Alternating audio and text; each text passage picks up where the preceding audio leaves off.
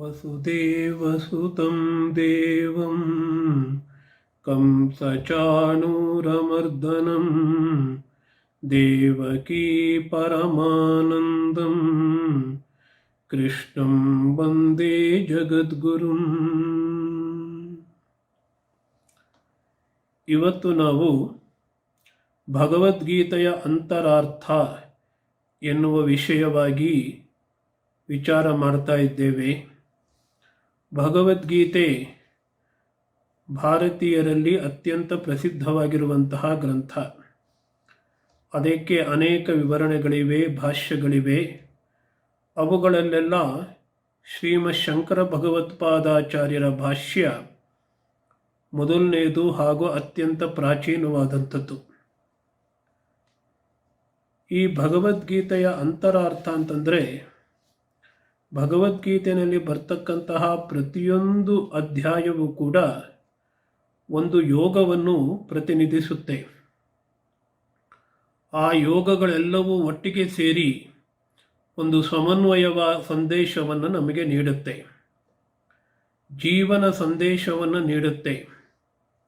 ಜೀವನದ ಉದ್ದೇಶ ಏನು, ಆ ಉದ್ದೇಶವನ್ನು ಸಾಧಿಸಿಕೊಳ್ಳೋದಕ್ಕೆ ನಾವು ಯಾವ ಸಾಧನೆಯ ಮಾರ್ಗವನ್ನು ತಳೆಯಬೇಕು ಎನ್ನುವುದನ್ನು ಗೀತೆ ಹೇಳಿಕೊಡುತ್ತೆ. ಪ್ರತಿಯೊಂದು ಅಧ್ಯಾಯವೂ ಕೂಡ ಅದೇ ಗುರಿಯನ್ನು ಹೊಂದಿದೆ. ಆದ್ದರಿಂದ ಪ್ರತಿಯೊಂದು ಅಧ್ಯಾಯವೂ ಕೂಡ ಹೇಗೆ ಒಟ್ಟಾರೆ ಭಗವದ್ಗೀತೆಯ ಅರ್ಥವನ್ನು ಹೇಳುತ್ತೆ ಅನ್ನೋದನ್ನು ತಿಳ್ಕೊಳ್ಳೋದಕ್ಕೆ ನಾವು ಇವತ್ತು ಪ್ರಯತ್ನವನ್ನು ಮಾಡೋಣ. ಮೊದಲನೇದಾಗಿ ಭಗವದ್ಗೀತೆಯನ್ನು ಬ್ರಹ್ಮವಿದ್ಯಾ ಅಂತಲೂ ಕರೀತಾರೆ, ಯೋಗಶಾಸ್ತ್ರ ಅಂತಲೂ ಕರೀತಾರೆ. ಭಗವದ್ಗೀತಾಸು ಉಪನಿಷತ್ಸು ಬ್ರಹ್ಮವಿದ್ಯಾಯಾಮ್ ಯೋಗಶಾಸ್ತ್ರೇ ಅಂತ ಹೇಳಿ ಪ್ರತಿಯೊಂದು ಅಧ್ಯಾಯವಾದ ಮೇಲೆ ನಾವು ಹೇಳುತ್ತೇವೆ. ಬ್ರಹ್ಮವಿದ್ಯಾ ಅನ್ನುವಂಥದ್ದು ಬ್ರಹ್ಮಜ್ಞಾನ ಅಥವಾ ಆತ್ಮಜ್ಞಾನ ಅಂತ ಕರೀತೇವೆ. ಇದೇ ಭಗವದ್ಗೀತೆಯ ಉದ್ದೇಶ ಅನ್ನೋದು ನಮಗೆ ಸ್ಪಷ್ಟವಾಗುತ್ತೆ. ಸಾಧ್ಯ ಅಂತಂದರೆ ಉದ್ದೇಶ, ಗುರಿ ಅಂತ ಹೇಳಿ. ಭಗವದ್ಗೀತೆಯ ಸಾಧ್ಯ ಯಾವುದು? ಬ್ರಹ್ಮವಿದ್ಯಾ, ಆತ್ಮಜ್ಞಾನವನ್ನು ಪಡ್ಕೊಳ್ಳತಕ್ಕಂಥದ್ದು. ಆತ್ಮಜ್ಞಾನದಿಂದಲೇ ಮೋಕ್ಷ ಉಂಟಾಗುತ್ತೆ, ಭಗವಜ್ಞಾನದಿಂದಲೇ ಉಂಟಾಗ್ತಕ್ಕಂಥದ್ದು ಮೋಕ್ಷ. ಮೋಕ್ಷವನ್ನು ಬೇರಾವುದೇ ಮಾರ್ಗದಿಂದ ಪಡೆದುಕೊಳ್ಳೋದಕ್ಕೆ ಸಾಧ್ಯ ಇಲ್ಲ. ಆದ್ದರಿಂದ ಆತ್ಮಜ್ಞಾನ ಅಥವಾ ಭಗವಂತನ ಜ್ಞಾನ ಇದೇ ಭಗವದ್ಗೀತೆಯ ಉದ್ದೇಶವಾಗಿದೆ. ಇನ್ನು ಯೋಗಶಾಸ್ತ್ರ, ಈ ಆತ್ಮಜ್ಞಾನವನ್ನು ಅಥವಾ ಭಗವಜ್ಞಾನವನ್ನು ಪಡೆದುಕೊಳ್ಳಬೇಕಾದರೆ ನಾವು ಏನು ಮಾಡಬೇಕು? ಆ ಸಾಧನಾ ಮಾರ್ಗವನ್ನು ಕೂಡ ಭಗವದ್ಗೀತೆ ನಮಗೆ ಉಪದೇಶ ಮಾಡುತ್ತೆ. ಅದಕ್ಕೆಂದೇ ಇದನ್ನು ಯೋಗಶಾಸ್ತ್ರ ಅಂತ ಕರೆದಿದ್ದಾರೆ. ಇಲ್ಲಿ ಯೋಗ ಅನ್ನುವಂಥದ್ದು ಸಾಧನ, ಆತ್ಮಜ್ಞಾನ ಅಥವಾ ಭಗವಜ್ಞಾನ ಅನ್ನುವಂಥದ್ದು ಸಾಧ್ಯ. ಹೀಗೆ ನಾವು ಭಗವದ್ಗೀತೆಯ ಒಟ್ಟಾರೆ ಉದ್ದೇಶವನ್ನು ಮತ್ತು ಆ ಗುರಿಯನ್ನು ಸೇರಬೇಕಾದರೆ ನಾವು ಮಾಡಬೇಕಾದಂಥ ಸಾಧನೆಯನ್ನು ಅರ್ಥ ಮಾಡಿಕೊಳ್ಳಬೇಕು. ಈಗ ಸಾಧ್ಯ ಅನ್ನೋದನ್ನು ಕೂಡ ಯೋಗ ಅಂತ ಕರೀತಾರೆ, ಸಾಧನ ಅನ್ನುವಂಥದ್ದನ್ನು ಯೋಗ ಅಂತ ಕರೀತಾರೆ. ಯೋಗ ಅನ್ನೋದಕ್ಕೆ ಒಂದು ಕೂಡುವಂಥದ್ದು, ಸೇರುವಂಥದ್ದು ಅಂತ ಅರ್ಥ ಇದೆ. ಆ ಕೂಡುವಂಥದ್ದು, ಸೇರುವಂಥದ್ದು ಯಾವುದ್ರ ಜೊತೆ ಸೇರ್ಕೊಳ್ತಕ್ಕಂಥದ್ದು? ನಾವು ಭಗವಂತನ ಜೊತೆ ಸೇರ್ಕೊಳ್ತಕ್ಕಂಥದ್ದು. ಭಗವಂತನಲ್ಲಿ ಅಭಿನ್ನವಾಗಿರ್ತಕ್ಕಂತಹ ಭಾವವನ್ನು ಪಡ್ಕೊಳ್ತಕ್ಕಂಥದ್ದು, ಭಗವದ್ ಆನಂದವನ್ನು ಅನುಭವಿಸುವಂಥದ್ದು. ಬ್ರಹ್ಮ ಮತ್ತು ಆತ್ಮ ಇವೆರಡರ ನಡುವೆ ಯಾವುದೇ ವ್ಯತ್ಯಾಸವಿಲ್ಲ, ಎರಡೂ ಕೂಡ ಚೈತನ್ಯ ಸ್ವರೂಪವಾದವುಗಳು ಅಂತ ತಿಳಿದುಕೊಂಡು ಆ ಪರಮಾನಂದವನ್ನು, ಮೋಕ್ಷವನ್ನು ಅನುಭವಿಸುವಂಥದ್ದು. ಇದನ್ನು ಯೋಗ ಅಂತ ಕರೀತಾರೆ. ಅದಕ್ಕೆ ಸಾಧನೆಯನ್ನು ಮಾಡಬೇಕಲ್ಲ, ಆ ಸಾಧನೆಯನ್ನೂ ಕೂಡ ಯೋಗ ಅಂತಲೇ ಕರೀತಾರೆ.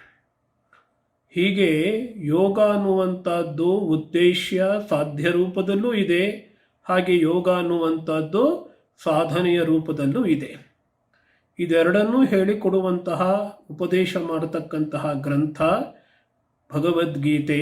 ಆದ್ದರಿಂದ ಭಗವದ್ಗೀತೆ ಯೋಗಶಾಸ್ತ್ರ. ಈ ಉದ್ದೇಶದಲ್ಲಿ ಎರಡು ಬಗೆಯ ಉದ್ದೇಶಗಳಿವೆ.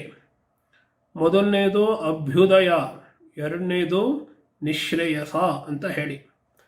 ಅಭ್ಯುದಯ ಅಂತಂದರೆ ಬೇರೆ ಲೋಕಗಳಿಗೆ ಹೋಗಿ ಆನಂದ ಪಡ್ತಕ್ಕಂಥದ್ದು, ಸಂತೋಷ ಪಡ್ತಕ್ಕಂಥದ್ದು, ಭೋಗದ ಜೀವನವನ್ನು ನಡೆಸುವಂಥದ್ದು, ಅಥವಾ ಇದೇ ಲೋಕದಲ್ಲಿ ಹೆಚ್ಚಿನ ಸಂಪತ್ತನ್ನು ಪಡೆದು ಹೆಚ್ಚಿನ ಭೋಗವನ್ನು ಅನುಭವಿಸಿ ಸಂತೋಷವಾಗಿರ್ತಕ್ಕಂಥದ್ದು, ಇದು ಅಭ್ಯುದಯ. ನಿಶ್ರೇಯಸ್ ಅಂತಂದರೆ ಈ ಸಂಸಾರದಿಂದ ಬಿಡಿಸಿಕೊಳ್ತಕ್ಕಂಥದ್ದು.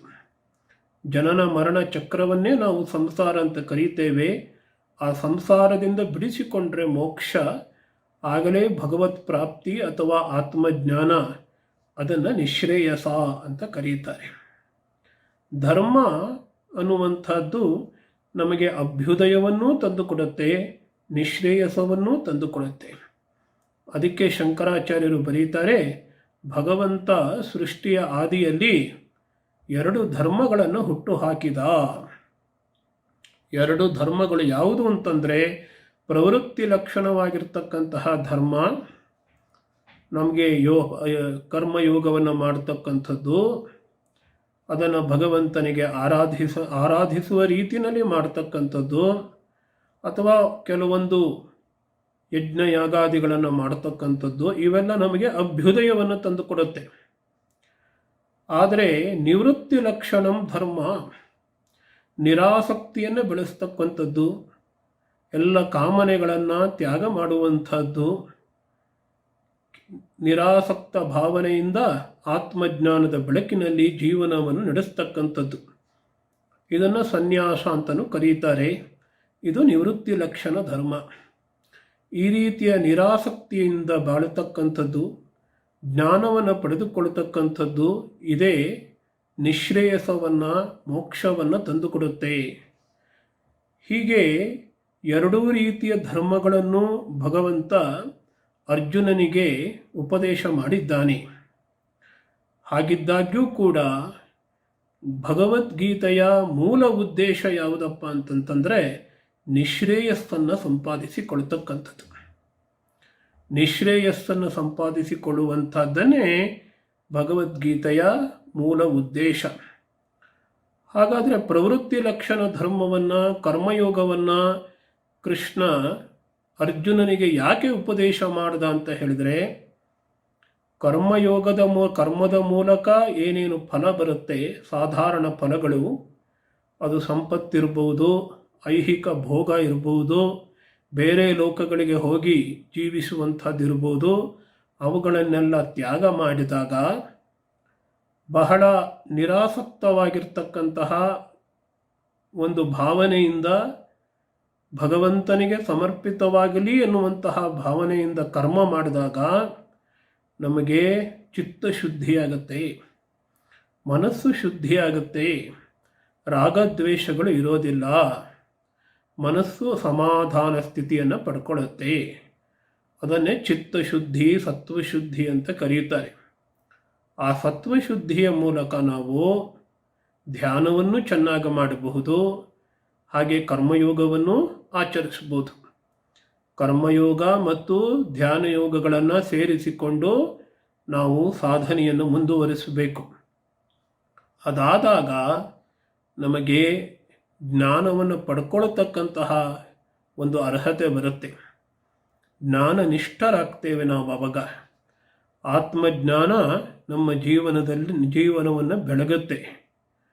ಅದು ಬೆಳಗಿದಾಗ ನಮಗೆ ಮೋಕ್ಷದ ಮಾರ್ಗ ಸುಲಭವಾಗುತ್ತೆ. ಹೀಗೆ ಪ್ರವೃತ್ತಿ ಲಕ್ಷಣ ಅನ್ನುವಂತಹ ಧರ್ಮ, ಕರ್ಮ ಅನ್ನುವಂಥದ್ದು ಹೇಗೆ ಸಂಸಾರಕ್ಕೆ, ಬಂಧನಕ್ಕೆ ಒಳಮಾಡ್ತಾ ಇತ್ತು, ನಮ್ಮನ್ನು ಒಳಪಡಿಸ್ತಾ ಇತ್ತೋ, ಅಂತಹ ಕರ್ಮವನ್ನು ನಾವು ನಿಶ್ರೇಯಸಕ್ಕಾಗಿನ ಮಾರ್ಗವನ್ನಾಗಿ ಪರಿವರ್ತಿಸಿಕೊಳ್ಳಬೇಕು. ಬಂಧಕಾರಿಯಾಗಿರ್ತಕ್ಕಂತಹ ಕರ್ಮವನ್ನು ಮೋಕ್ಷಕಾರಿಯನ್ನಾಗಿ ಮಾಡಿಕೊಳ್ಳಬೇಕು.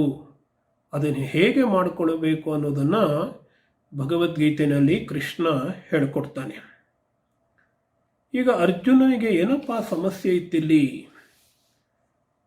ಶಂಕರಾಚಾರ್ಯರು ಬರೀತಾರೆ, ಶೋಕ ಮೋಹ ಉದಧೌ ನಿಮಗ್ನಾಯ ಅಂತ ಬರೀತಾರೆ. ಅರ್ಜುನನ ಸಮಸ್ಯೆ ಇದ್ದದ್ದು ಶೋಕ ಮತ್ತು ಮೋಹಗಳಿಂದ ತಲ್ಲಣಗೊಂಡಿದ್ದ ಅವನು. ಶೋಕ ಅಂದರೆ ದುಃಖ, ಮೋಹ ಅಂದರೆ ಅಜ್ಞಾನದಿಂದ ಉಂಟಾಗ್ತಕ್ಕಂಥದ್ದು, ತಿಳುವಳಿಕೆ ಇಲ್ಲದೆ ಇರತಕ್ಕಂಥದ್ದು. ಇದೆರಡು ಯಾವುದರಿಂದ ಆಯಿತು ಅಂತಂದರೆ, ತನ್ನ ಬಗ್ಗೆ ತನಗೇ ಒಂದು ರೀತಿಯ ಅಜ್ಞಾನ ಇತ್ತು ಅವನಿಗೆ. ತಾನು ಯಾರು ಅನ್ನೋದು ಗೊತ್ತಿರಲಿಲ್ಲ, ನಮಗೂ ಗೊತ್ತಿಲ್ಲ. ಆತ್ಮಜ್ಞಾನದ ಅಭಾವ. ಅಂತಹ ಆತ್ಮಜ್ಞಾನದ ಅಭಾವದಿಂದ ಅವನಿಗೇನು ಉಂಟಾಗಿತ್ತು ಅಂದರೆ ಶೋಕ ಮತ್ತು ಮೋಹಗಳು ಉಂಟಾಗಿತ್ತಂತೆ. ಶಂಕರಾಚಾರ್ಯರ ಪ್ರಕಾರ ಶೋಕ ಮತ್ತು ಮೋಹಗಳ ಸಮುದ್ರದಲ್ಲಿ ಅವನು ಮುಳುಗಿಬಿಟ್ಟಿದ್ದ ಅಂತ ಹೇಳ್ತಾರೆ. ಅಂಥವನಿಗೆ ರಾಮಬಾಣವಾಗಿ ಅವನ ವ್ಯಾಧಿಗೆ ಒಂದು ಔಷಧಿಯಾಗಿ ಇತ್ತು ಭಗವದ್ಗೀತೆ. ನಾವೆಲ್ಲರೂ ಕೂಡ ಶೋಕ ಮೋಹಗಳಿಂದಲೇ ನರಳುತ್ತಾ ಇದ್ದೇವೆ.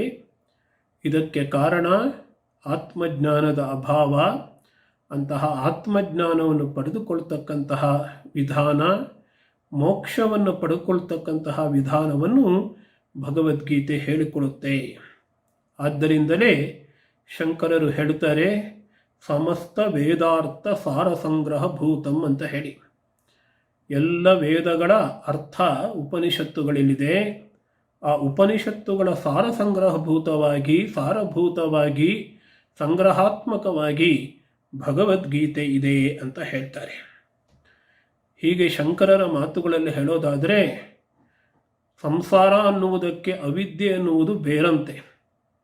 ಈ ಸಂಸಾರವನ್ನು ಕಿತ್ತು ಬಿಸಿಡಬೇಕು ಅಂತಂದರೆ ಅವಿದ್ಯೆಯನ್ನು ಕಿತ್ತು ಬಿಸಿಡಬೇಕು.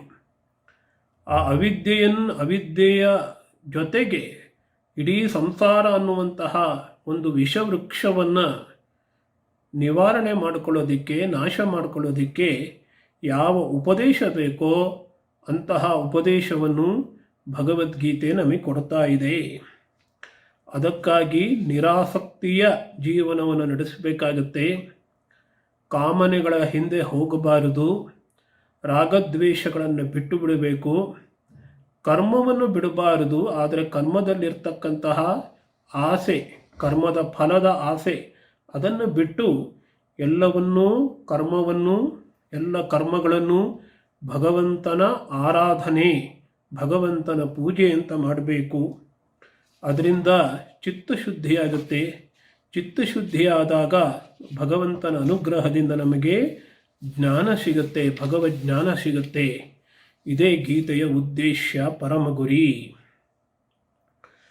ಇಲ್ಲಿ ಎರಡೇ ವಾಕ್ಯಗಳಲ್ಲಿ ಅಥವಾ ಎರಡೇ ಅಂಶಗಳಲ್ಲಿ ಹೇಳಬೇಕಾದ್ರೆ, ಭಗವದ್ಗೀತೆಯಲ್ಲಿ ಹೇಳಿರ್ತಕ್ಕಂತಹ ಧರ್ಮ, ಪ್ರವೃತ್ತಿ ಧರ್ಮ, ನಿವೃತ್ತಿ ಧರ್ಮ, ಅದು ನಿಶ್ರೇಯಸವೇ ನಮಗೆ ಪ್ರಯೋಜನ. ಭಗವದ್ಗೀತೆ ಕೇವಲ ಅಭ್ಯುದಯಕ್ಕಾಗಿ ಹೇಳಿದ್ದಲ್ಲ, ಸಂಪತ್ತನ್ನು ಜಾಸ್ತಿ ಮಾಡಿಕೊಳ್ಳುವಂಥದ್ದು ಅಥವಾ ಭೋಗವನ್ನು ಅನುಭವಿಸುವಂಥದ್ದು, ಭೋಗವನ್ನು ಜಾಸ್ತಿ ಮಾಡ್ಕೋತಾ ಹೋಗುವಂಥದ್ದು ಇದು ಭಗವದ್ಗೀತೆಯ ಉದ್ದೇಶ ಅಲ್ಲ. ಸಂಸಾರವನ್ನು ನಿವಾರಣೆ ಮಾಡಿಕೊಂಡು, ಸಂಸಾರದ ನಾಶ ಮಾಡಿಕೊಂಡು ನಿಶ್ರೇಯಸವನ್ನು ಪಡ್ಕೊಳ್ತಕ್ಕಂಥದ್ದೇ, ಮೋಕ್ಷವನ್ನು ಪಡೆದುಕೊಳ್ಳುವಂಥದ್ದೇ ಭಗವದ್ಗೀತೆಯ ಪ್ರಯೋಜನ. ಅದಕ್ಕೆ ನಾವು ಒಬ್ಬ ಪರಮಾರ್ಥ ತತ್ವ, ಭಗವತ್ ತತ್ವವನ್ನು ನಾವು ಉಪಾಸನೆ ಮಾಡಬೇಕು. ಕರ್ಮಯೋಗದ ಮೂಲಕ ಉಪಾಸನೆ ಮಾಡಬೇಕು. ಧ್ಯಾನ ಯೋಗದ ಮೂಲಕ ಭಗವಂತನಲ್ಲಿ ಮನಸ್ಸನ್ನು ಇಡಬೇಕು. ಅದೇ ರೀತಿ ಜ್ಞಾನಯೋಗದ ಮೂಲಕ ಭಗವಂತ ಯಾರು ಅಂತ ನಾವು ತಿಳ್ಕೊಳ್ಬೇಕು. ಅಂತಹ ಪರಮಾರ್ಥ ತತ್ವ ಯಾರು ಅಂತಂದರೆ ವಾಸುದೇವ.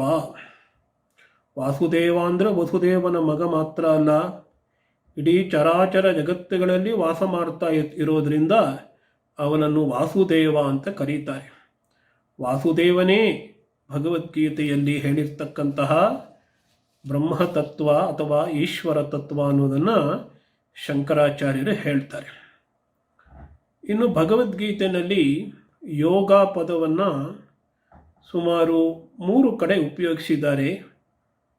ಆ ಯೋಗ ಪದಕ್ಕೆ ವ್ಯಾಖ್ಯಾನವನ್ನು 3 ಕಡೆ ಕೊಡ್ತಾರೆ. ಮೊದಲೆರಡು ವ್ಯಾಖ್ಯಾನಗಳನ್ನು ನಾವು ನೋಡೋದು 2ನೇ ಅಧ್ಯಾಯದಲ್ಲಿ. ಸಮತ್ವಂ ಯೋಗ ಉಚ್ಯತೆ ಅಂತ ನೋಡ್ತೇವೆ. ಸಮತ್ವ ಅಂದ್ರೇನು?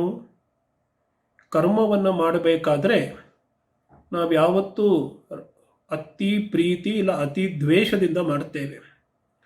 ಅತಿ ಪ್ರೀತಿ ಅತಿ ದ್ವೇಷ ಅದನ್ನು ರಾಗ ದ್ವೇಷ ಅಂತ ಕರೀತೇವೆ. ಆ ರಾಗದ್ವೇಷಗಳನ್ನು ಬಿಟ್ಟು ನಾವು ಇಂದ್ರಿಯಗಳನ್ನು ಹೊರ ವಸ್ತುಗಳಲ್ಲಿ ಬಿಡಲಿಕ್ಕೆ ಸಾಧ್ಯವೇ?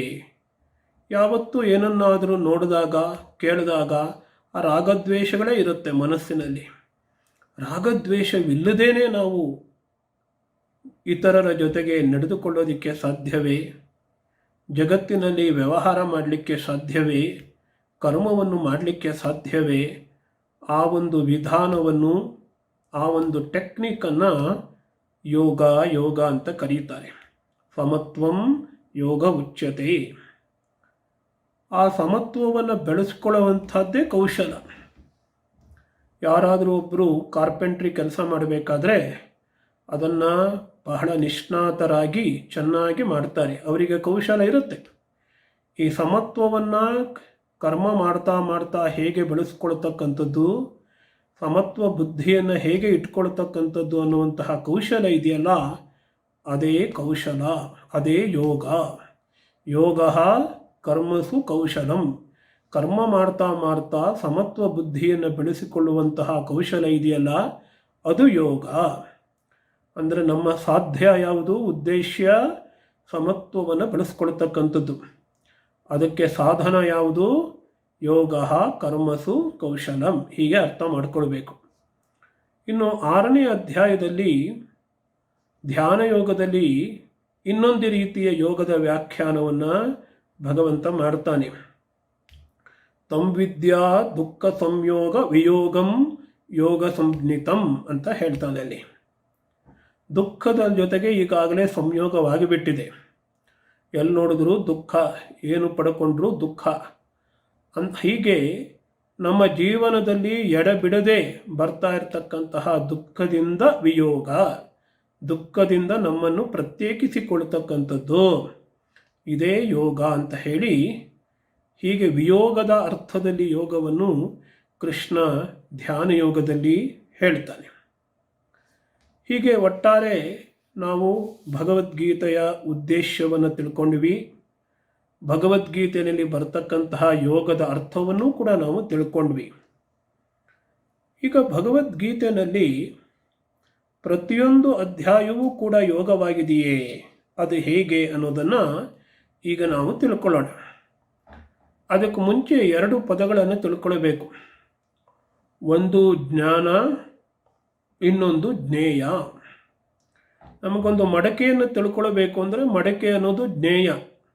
ಜ್ಞಾನದಿಂದ ಯಾವುದನ್ನು ತಿಳ್ಕೊಳ್ತೇವೆಯೋ ಅದು ಜ್ಞೇಯ. ಜ್ಞಾನ ಅಂತಂದರೆ ಯಾವುದನ್ನು ತಿಳ್ಕೊಳ್ಳೋದಕ್ಕೆ ಪ್ರಯತ್ನ ಪಡ್ತೀವಿಯೋ ಅದರ ಒಂದು ಅರಿವು, ಪ್ರತ್ಯಯ ಅಂತ ಕರೀತಾರೆ, ಅದು ಜ್ಞಾನ. ಭಗವದ್ಗೀತೆಯಲ್ಲಿ ಜ್ಞಾನವೂ ಹೇಳಿದೆ, ಜ್ಞೇಯವೂ ಹೇಳಿದೆ. ಜ್ಞೇಯ ಅಂದರೆ ಭಗವಂತನೇ ಜ್ಞೇಯ, ಆತ್ಮತತ್ವವೇ ಜ್ಞೇಯ. ಆತ್ಮತತ್ವವನ್ನು ತಿಳ್ಕೊಳ್ಬೇಕು, ಭಗವತ್ ತತ್ವವನ್ನು ತಿಳ್ಕೊಳ್ಬೇಕು. ಯಾವುದನ್ನು ನಾವು ಪಡೆದುಕೊಳ್ಳೋದಕ್ಕೆ ಪ್ರಯತ್ನ ಮಾಡ್ತಿದ್ದೀವಿಯೋ ಅದೇ ಜ್ಞೇಯ.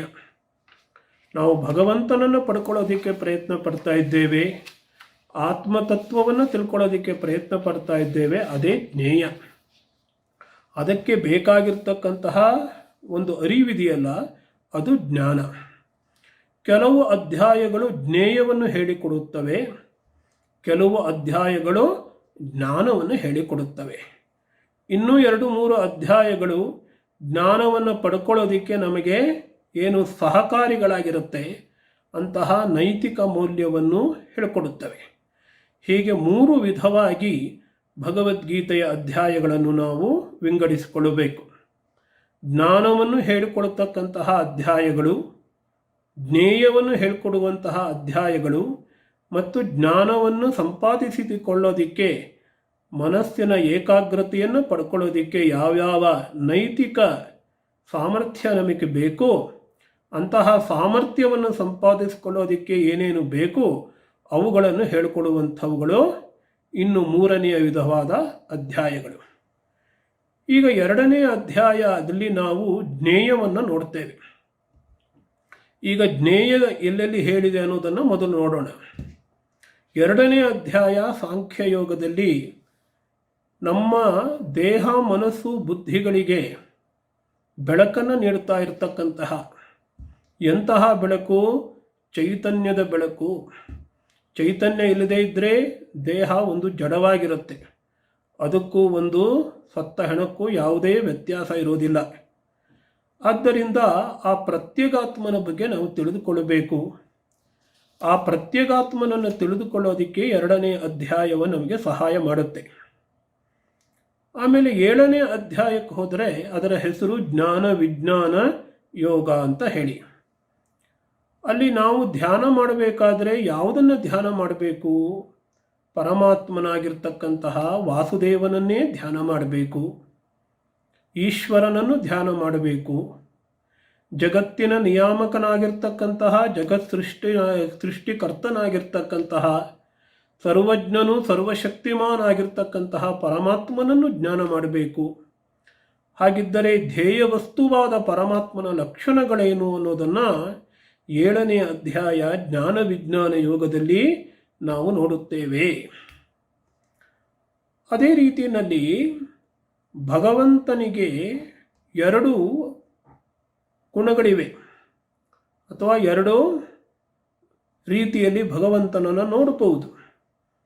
ಒಂದು ನಮ್ಮಲ್ಲೇ ಅಂತರ್ಯಾಮಿಯಾಗಿರ್ತಕ್ಕಂತಹ ಭಗವಂತ, ಅದೇ ರೀತಿ ಇಡೀ ಜಗದ್ರೂಪದಲ್ಲಿ ಇರತಕ್ಕಂತಹ ಭಗವಂತ. ಭಗವಂತ ಎಲ್ಲವೂ ಆಗಿದ್ದಾನೆ, ಸರ್ವವ್ಯಾಪಕನಾಗಿದ್ದಾನೆ. ಅವನು ವಿಶ್ವಶಕ್ತಿಯನ್ನು ಹೊಂದಿದ್ದಾನೆ. ಅದನ್ನೇ ಮಾಯೆ ಅಂತ ಕರೆಯುತ್ತಾರೆ. ಐಶ್ವರ್ಯ ಶಕ್ತಿಯನ್ನು ಹೊಂದಿದ್ದಾನವನು. ಅವನ ಶಕ್ತಿ ಅನ್ನುವಂಥದ್ದು ಅಣುರೇಣು ತೃಣಕಾಷ್ಟಗಳಲ್ಲಿದೆ. ಅದನ್ನೇ ವಿಭೂತಿ ಅಂತ ಕರೆಯುತ್ತಾರೆ. ಪ್ರತಿಯೊಂದು ಕಣದಲ್ಲೂ ಕೂಡ ಅವನ ಶಕ್ತಿ ಅನ್ನುವಂಥದ್ದು ಕಾಣಿಸ್ಕೊಳ್ಳುತ್ತಾ ಇದೆ. ಇದನ್ನು ನಾವು ಎಲ್ಲಿ ನೋಡ್ತೇವೆ ಅಂತಂದರೆ 3 ಅಧ್ಯಾಯಗಳಲ್ಲಿ ನೋಡ್ತೇವೆ. ಈ ಭಗವಂತನ ಈಶ್ವರ ಶಕ್ತಿ ಅದು ರಹಸ್ಯವಾಗಿರ್ತಕ್ಕಂಥದ್ದು. ಅದನ್ನು ತಿಳಿದುಕೊಳ್ಳೋದಕ್ಕೆ ಸಾಧ್ಯವೇ ಇಲ್ಲ ನಮ್ಮ ಕೈಲಿ. ಪ್ರಕೃತಿ ಮಾಯೆ, ಭಗವಂತನ ಪ್ರಕೃತಿ ಮಾಯೆ ಅಂತ ಕರೆಯೋದು ಅದನ್ನೇ. ಅದನ್ನು 9ನೇ ಅಧ್ಯಾಯವಾಗಿರ್ತಕ್ಕಂತಹ ರಾಜವಿದ್ಯಾ ರಾಜಗುಷ್ಯ ಯೋಗದಲ್ಲಿ, ಹಾಗೆ 10ನೇ ಅಧ್ಯಾಯವಾಗಿರ್ತಕ್ಕಂತಹ ವಿಭೂತಿ ಯೋಗದಲ್ಲಿ, ಮತ್ತು ಪ್ರಸಿದ್ಧವಾಗಿರ್ತಕ್ಕಂತಹ ವಿಶ್ವರೂಪ ದರ್ಶನ ಯೋಗದಲ್ಲಿ, ಯಾವುದನ್ನು 10ನೇ ಅಧ್ಯಾಯದಲ್ಲಿ ಪ್ರತಿಯೊಂದು ಜೀವ ಕಣದಲ್ಲೂ ಇರತಕ್ಕಂತಹ ಪರಮಾತ್ಮ ತತ್ವವನ್ನು ವರ್ಣಿಸಿದ್ದಾರೋ ಅಂತಹ ವಿಶ್ವಾತ್ಮಕನಾದ ಇಡೀ ಜಗತ್ತೇ ಆಗಿರ್ತಕ್ಕಂತಹ ಪರಮಾತ್ಮನ ದರ್ಶನವನ್ನು ಅರ್ಜುನ 11ನೇ ಅಧ್ಯಾಯದಲ್ಲಿ ಮಾಡಿಕೊಳ್ಳೋದನ್ನು ನಾವು ನೋಡುತ್ತೇವೆ. ಈ ಐಶ್ವರ್ಯ ಶಕ್ತಿ ಎನ್ನುವಂಥದ್ದು 2 ವಿಧ. ಆ ಶಕ್ತಿ ಅಂತ ಕರೀತೇವೆ, ಮಾಯೆ ಅಂತ ಕರೀತೇವೆ, ಪ್ರಕೃತಿ ಅಂತ ಕರೀತೇವೆ. ಅದು 2 ವಿಧ ಅಂತೆ. ಪರಾಪ್ರಕೃತಿ ಮತ್ತು ಅಪರಾಪ್ರಕೃತಿ ಅಂತ ಕರೀತಾರೆ. ಅದನ್ನು 7ನೇ ಅಧ್ಯಾಯದಲ್ಲಿ ವರ್ಣಿಸಿದ್ದಾರೆ ಜ್ಞಾನ ವಿಜ್ಞಾನ ಯೋಗದಲ್ಲಿ. ಅದನ್ನೇ ಮತ್ತು 13ನೇ ಅಧ್ಯಾಯದಲ್ಲಿ 13ನೇ ಅಧ್ಯಾಯ ಕ್ಷೇತ್ರಜ್ಞ ಯೋಗ ಅದರಲ್ಲಿ ವಿಸ್ತಾರವಾಗಿ ವರ್ಣಿಸಿದ್ದಾರೆ. ಕ್ಷೇತ್ರ ಅಂತಂದರೆ ಪ್ರಕೃತಿ, ಕ್ಷೇತ್ರ ಅಂತಂದರೆ ಜಡವಾಗಿರ್ತಕ್ಕಂಥದ್ದು, ದೇಹ ಮನಸ್ಸು ಬುದ್ಧಿ ಮುಂತಾದವುಗಳು. ಅದನ್ನು ಚೈತನ್ಯಯುತವನ್ನಾಗಿ ಮಾಡಿರ್ತಕ್ಕಂಥವನು, ಅದಕ್ಕೆ ಚೈತನ್ಯವನ್ನು ಕೊಡುವಂಥವನು ಯಾರಪ್ಪ ಅಂದರೆ ಅವನು ಕ್ಷೇತ್ರಜ್ಞ. ಕ್ಷೇತ್ರವನ್ನು ತಿಳಿದಂಥವನು, ಕ್ಷೇತ್ರದ ಒಡೆಯನಾಗಿರ್ತಕ್ಕಂಥವನು ಅಂತ ಅರ್ಥ. ಈ ಕ್ಷೇತ್ರರು ಒಂದೊಂದು ದೇಹದಲ್ಲೂ ಬೇರೆ ಬೇರೆ ಅಂತ ಹೇಳಿದರೆ ಅದಕ್ಕೆ ಕೃಷ್ಣ ಹೇಳ್ತಾನೆ, ಕ್ಷೇತ್ರಜ್ಞಂ ಚಾಪಿ ಮಾಂ ವಿದ್ಧಿ. ಪ್ರತಿಯೊಂದು ದೇಹದಲ್ಲಿರ್ತಕ್ಕಂತಹ ಆ ಚೈತನ್ಯಾಂಶ ಬೇರೆ ಬೇರೆ ಅಲ್ಲಪ್ಪ, ಅದು ಒಂದೇ. ಅದು ನಾನೇ, ಪರಮಾತ್ಮನೇ ಕ್ಷೇತ್ರಜ್ಞ. ಆ ಪರಮಾತ್ಮ ತತ್ವವೇ ಪ್ರತಿ ದೇಹದಲ್ಲಿ ಚೈತನ್ಯಾಂಶವಾಗಿ ಕ್ಷೇತ್ರಜ್ಞ ರೂಪದಲ್ಲಿ ದೇಹ ಮನಸ್ಸು ಬುದ್ಧಿಗಳಿಗೆ ಚೈತನ್ಯದ ಬೆಳಕನ್ನು ನೀಡುತ್ತಾ ಇದೆ. ಹೀಗೆ ನಾವು ಈ ಹಲವು ಅಧ್ಯಾಯಗಳಲ್ಲಿ ಜ್ಞೇಯ ಯಾರು, ಜ್ಞೇಯ ವಸ್ತು ಯಾವುದು, ಯಾವುದನ್ನು ತಿಳಿದುಕೊಳ್ಳಬೇಕು, ಯಾವುದನ್ನು ತಿಳಿದುಕೊಳ್ಳೋದ್ರಿಂದ ಮೋಕ್ಷಕ್ಕೆ ಅರ್ಹರಾಗ್ತೀವಿ, ಅದನ್ನು ನಾವು ನೋಡ್ತೇವೆ. ಇನ್ನು ಜ್ಞಾನದ ವಿಷಯಕ್ಕೆ ಬಂದರೆ, ಜ್ಞಾನ ಅಂತಂದರೆ ಜ್ಞಾನವನ್ನು ಹೇಗೆ ಪಡ್ಕೊಳ್ಬೇಕು, ಜ್ಞಾನ ಯಾವುದು ಅಂತಂದರೆ ಮತ್ತೆ 2ನೇ ಅಧ್ಯಾಯದಲ್ಲಿ 2 ರೀತಿಯ ಜ್ಞಾನವನ್ನು ಹೇಳ್ತಾನೆ ಕೃಷ್ಣ. 2ನೇ ಅಧ್ಯಾಯ ಸಾಂಖ್ಯಯೋಗ ಅಂತ ಇದ್ದರೂ ಕೂಡ, ಸಾಂಖ್ಯಯೋಗ ಅಂದರೆ ಜ್ಞಾನಯೋಗ, ಆತ್ಮವಿಚಾರ. ಅಲ್ಲಿ ಸಾಂಖ್ಯಯೋಗ ಅಂತ ಇದ್ದರೂ ಕೂಡ ಅಲ್ಲಿ ಜ್ಞಾನಯೋಗವೂ ಬಂದಿದೆ, ಆತ್ಮವಿಚಾರವೂ ಬಂದಿದೆ ಮತ್ತು ಕರ್ಮಯೋಗವೂ ಬಂದಿದೆ. ಆತ್ಮವಿಚಾರವನ್ನು ತಿಳಿದುಕೊಳ್ತಕ್ಕಂತಹ ಯೋಗ್ಯತೆ ಇದ್ದರೆ ನಾವು ಸಾಂಖ್ಯಯೋಗವನ್ನು ಅವಲಂಬಿಸಬಹುದು. ಇಲ್ಲದೇ ಇದ್ದರೆ ಆ ಅರ್ಹತೆಯನ್ನು ಪಡೆದುಕೊಳ್ಳುವುದಕ್ಕಾಗಿ ನಾವೇನು ಮಾಡಬೇಕು, ಕರ್ಮಯೋಗವನ್ನು ಆಶ್ರಯಿಸಬೇಕು. ಇದು 2ನೇ ಅಧ್ಯಾಯದಲ್ಲಿ ನೋಡ್ತಕ್ಕಂಥದ್ದು. ಇನ್ನು ಕರ್ಮಯೋಗ ಏನಪ್ಪ ಹೇಳುತ್ತೆ ಅಂತಂತಂದರೆ ವಿಶೇಷವಾಗಿ ನಿರಾಸಕ್ತಿಯನ್ನು ಹೇಳುತ್ತೆ. ಕರ್ಮ ಮಾಡ್ತಾ ನಿರಾಸಕ್ತಿ ಭಾವನೆ ಬೆಳೆಸ್ಕೊಳ್ಬೇಕು ಮತ್ತು ಯಜ್ಞ ಭಾವನೆಯನ್ನು ಬೆಳೆಸ್ಕೊಳ್ಬೇಕು ಅಂತ ಹೇಳುತ್ತೆ. ಯಜ್ಞ ಅಂತಂದರೆ ಸಹಕಾರ ಬುದ್ಧಿ, ತ್ಯಾಗ ಮಾಡತಕ್ಕಂತಹ ಬುದ್ಧಿ, ನಿಸ್ವಾರ್ಥ ಬುದ್ಧಿ. ನಾನು ಕರ್ಮ ಮಾಡ್ತಾ ಇರತಕ್ಕಂಥದ್ದು ನನಗೋಸ್ಕರ ಅಲ್ಲ, ಇದು ಸಮಾಜಕ್ಕೋಸ್ಕರ, ದೇಶಕ್ಕೋಸ್ಕರ, ಸಮಷ್ಟಿಗೋಸ್ಕರ, ಪರಮಾತ್ಮನಿಗೋಸ್ಕರ ಅನ್ನುವಂತಹ ಬುದ್ಧಿ ಇದೆಯಲ್ಲ, ಅದನ್ನೇ ಯಜ್ಞ ಬುದ್ಧಿ ಅಂತ ಕರೀತಾರೆ. ಯಜ್ಞ ಬುದ್ಧಿಯಿಂದ ಮಾಡಿದರೆ ಕರ್ಮವನ್ನು ನಾವು ಬಂಧನಕ್ಕೆ ಒಳಗಾಗೋದಿಲ್ಲ, ಸಂಸಾರ ನಮಗೆ ತಟ್ಟುವುದಿಲ್ಲ. ಯಜ್ಞ ಬುದ್ಧಿ ಇಲ್ಲದೇನೆ ಸ್ವಾರ್ಥ ಬುದ್ಧಿಯಿಂದ ಮಾಡಿದರೆ ನಾವು ಸಂಸಾರದಲ್ಲಿ ಮತ್ತೆ ಮತ್ತೆ ಹೋಗಿ ಬೀಳುತ್ತೇವೆ. ಪುನರಪಿ ಜನನಂ ಪುನರಪಿ ಮರಣಂ ಅಂತ ಅರ್ಥ ಮಾಡಿಕೊಳ್ಬೇಕಾಗತ್ತೆ. ಈ ಕರ್ಮಯೋಗ 3ನೇ ಅಧ್ಯಾಯ. 4ನೇ ಅಧ್ಯಾಯದಲ್ಲಿ ಈ ಕರ್ಮವನ್ನು ಬ್ರಹ್ಮಕರ್ಮವಾಗಿ ಹೇಗೆ ಪರಿವರ್ತಿಸೋದು ಅನ್ನೋದನ್ನು ಹೇಳಿಕೊಡ್ತಾರೆ. ಯಾವಾಗ ಇದೇ ಕರ್ಮವನ್ನು ನಾವು ಜ್ಞಾನ ದೃಷ್ಟಿಯಿಂದ ಮಾಡಿದರೆ ಎಲ್ಲೆಲ್ಲಿಯೂ ಪರಮಾತ್ಮನೇ ಇದ್ದಾನೆ, ಬ್ರಹ್ಮರೂಪ ಬ್ರಹ್ಮತತ್ವವೇ ಇದೆ ಅಂದುಕೊಂಡು ಮಾಡಿದಾಗ ಅದು ಬ್ರಹ್ಮಕರ್ಮವಾಗುತ್ತಂತೆ. ಇದನ್ನೇ ಆ ರೀತಿ ಮಾಡತಕ್ಕಂಥವನು ಎಲ್ಲೆಲ್ಲಿಯೂ ಆತ್ಮತತ್ವವನ್ನೇ ನೋಡ್ತಕ್ಕಂಥವನು, ಪರಮಾತ್ಮನನ್ನೇ ನೋಡ್ತಕ್ಕಂಥವನನ್ನು ನಾವು ಜ್ಞಾನಯೋಗಿ ಅಂತ ಕರೀತೇವೆ. ಅದಕ್ಕೆ ಪ್ರಸಿದ್ಧವಾಗಿರ್ತಕ್ಕಂತಹ ಶ್ಲೋಕ ಬ್ರಹ್ಮಾರ್ಪಣಂ ಬ್ರಹ್ಮಹವಿಹಿ. ನಾವು ಮಾಡ್ತಕ್ಕಂತಹ ಎಲ್ಲ ಕರ್ಮಗಳು, ಸಾಧನಗಳು, ಊಟ ಮಾಡ್ತಕ್ಕಂಥದ್ದು ಕೂಡ, ನೋಡ್ತಕ್ಕಂಥದ್ದು ಕೂಡ ಎಲ್ಲವೂ ಬ್ರಹ್ಮವೇ. ಬ್ರಹ್ಮಕರ್ಮ ಸಮಾಧಿನ.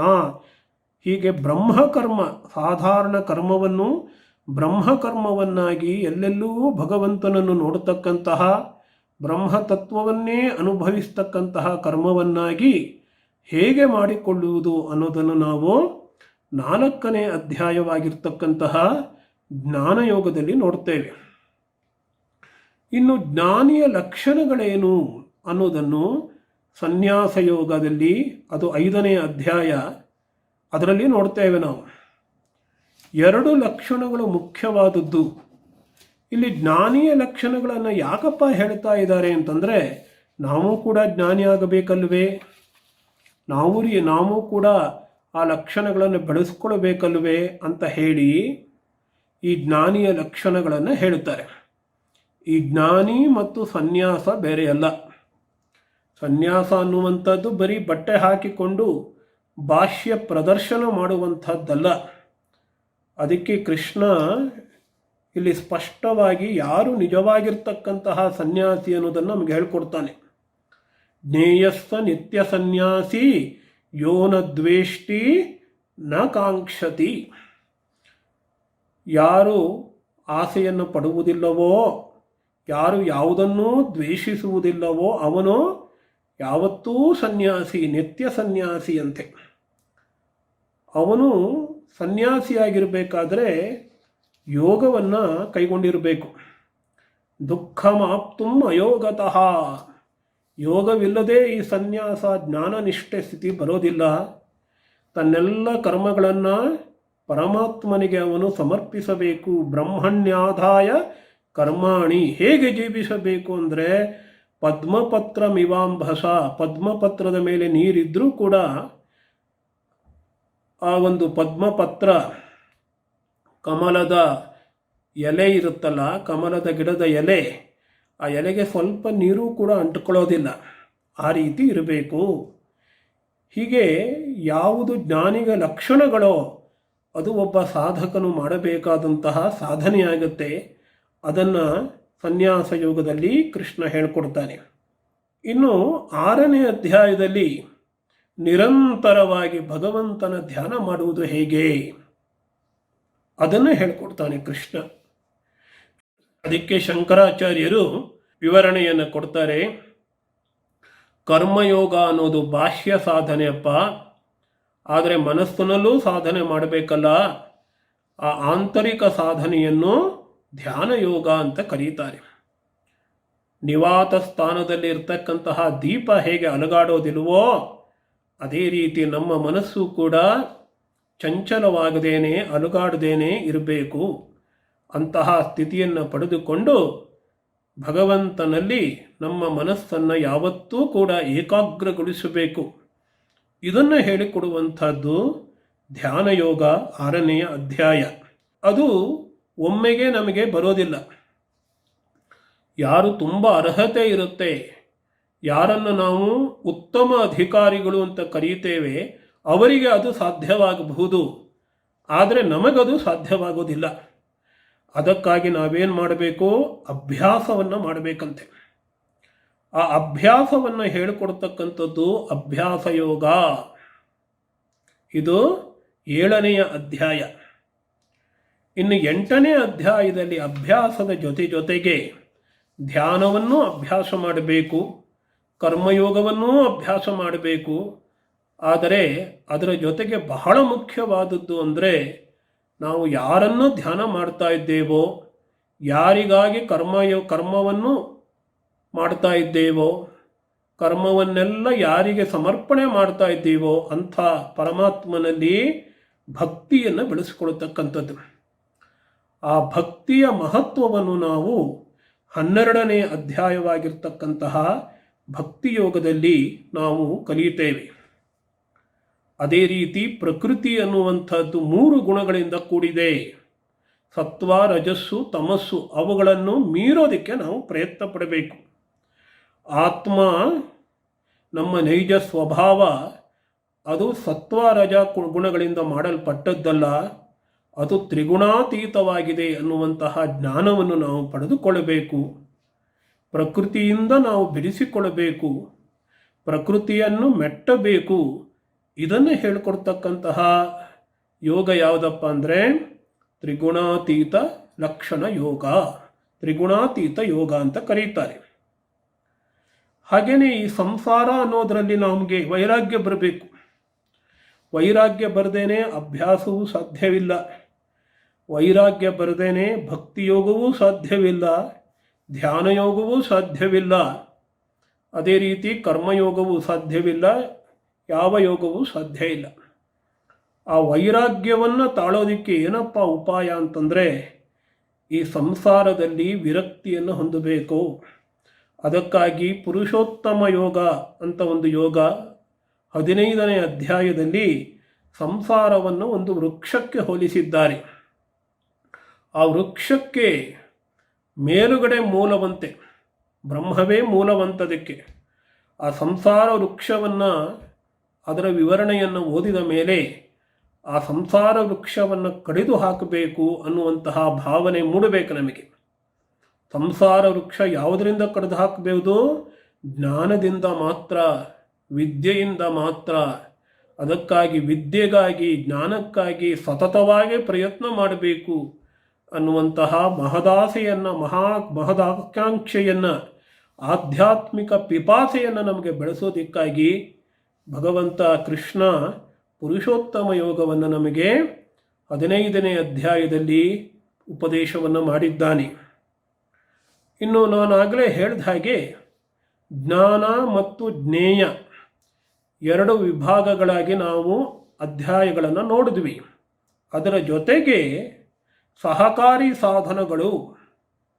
ಈ ಜ್ಞಾನವನ್ನು ಪಡ್ಕೊಳ್ಬೇಕಾದ್ರೆ ಆಧ್ಯಾತ್ಮಿಕವಾಗಿ ಮಾತ್ರ ಅಲ್ಲ, ನೈತಿಕವಾಗಿ ನಾವು ಸದೃಢರಾಗಬೇಕು. ನಮ್ಮ ನಡೆನುಡಿಗಳಲ್ಲಿ ನಾವು ಸಾತ್ವಿಕರಾಗಬೇಕು. ಆದ್ದರಿಂದ ಸಾತ್ವಿಕ ಭಾವವನ್ನು ಹೇಗೆ ಬೆಳೆಸ್ಕೊಳ್ತಕ್ಕಂಥದ್ದು ಅನ್ನೋದಕ್ಕೆ 2 ಅಧ್ಯಾಯಗಳನ್ನು ಕೃಷ್ಣ ಮೀಸಲಿಸಿದ್ದಾನೆ. ಮೊದಲನೇದು 16ನೇ ಅಧ್ಯಾಯ, ದೈವಾಸುರ ಸಂಪದ್ವಿಭಾಗ ಯೋಗ. ದೈವೀ ಸಂಪತ್ತು ಅಂದ್ರೇನು, ಆಸುರಿ ಸಂಪತ್ತು ಅಂದ್ರೇನು, ದೈವೀ ಸಂಪತ್ತಿನಿಂದ ಸಂಸಾರದಿಂದ ಬೆಳೆಸ್ಕೊಳ್ಳಬಹುದು, ಆಸುರಿ ಸಂಪತ್ತನ್ನು ಆಶ್ರಯಿಸಿದರೆ ಸಂಸಾರದಲ್ಲಿ ಮುಳುಗಬೇಕಾಗತ್ತೆ ಅಂತ ಎಚ್ಚರಿಸಿಬಿಟ್ಟು ದೈವೀ ಸಂಪತ್ತನ್ನು ಬೆಳೆಸಿಕೊಳ್ಳಿ ಅಂತ ಈ ದೈವಾಸುರ ಸಂಪತ್ ವಿಭಾಗ ಯೋಗದಲ್ಲಿ ಕೃಷ್ಣ ನಮಗೆ ಎಚ್ಚರ ನೀಡುತ್ತಾನೆ. ಇನ್ನು 17ನೇ ಅಧ್ಯಾಯದಲ್ಲಿ ತಪಸ್ಸನ್ನು ಮಾಡಬೇಕಲ್ಲ, ದಾನವನ್ನು ಮಾಡಬೇಕು, ಯಜ್ಞವನ್ನು ಮಾಡಬೇಕು. ಇವೆಲ್ಲವನ್ನು ಖಂಡಿತವಾಗಿ ಮೋಕ್ಷ ಪ್ರಾಪ್ತಿಗಾಗಿ ಮಾಡಲೇಬೇಕು. ಆದರೆ ಎಂತಹ ಶ್ರದ್ಧೆಯಿಂದ ಮಾಡಬೇಕು? ಸಾತ್ವಿಕವಾಗಿರ್ತಕ್ಕಂತಹ ಶ್ರದ್ಧೆಯಿಂದ ತಪಸ್ಸು, ದಾನ, ಯಜ್ಞಗಳನ್ನು ಮಾಡಬೇಕಂತೆ.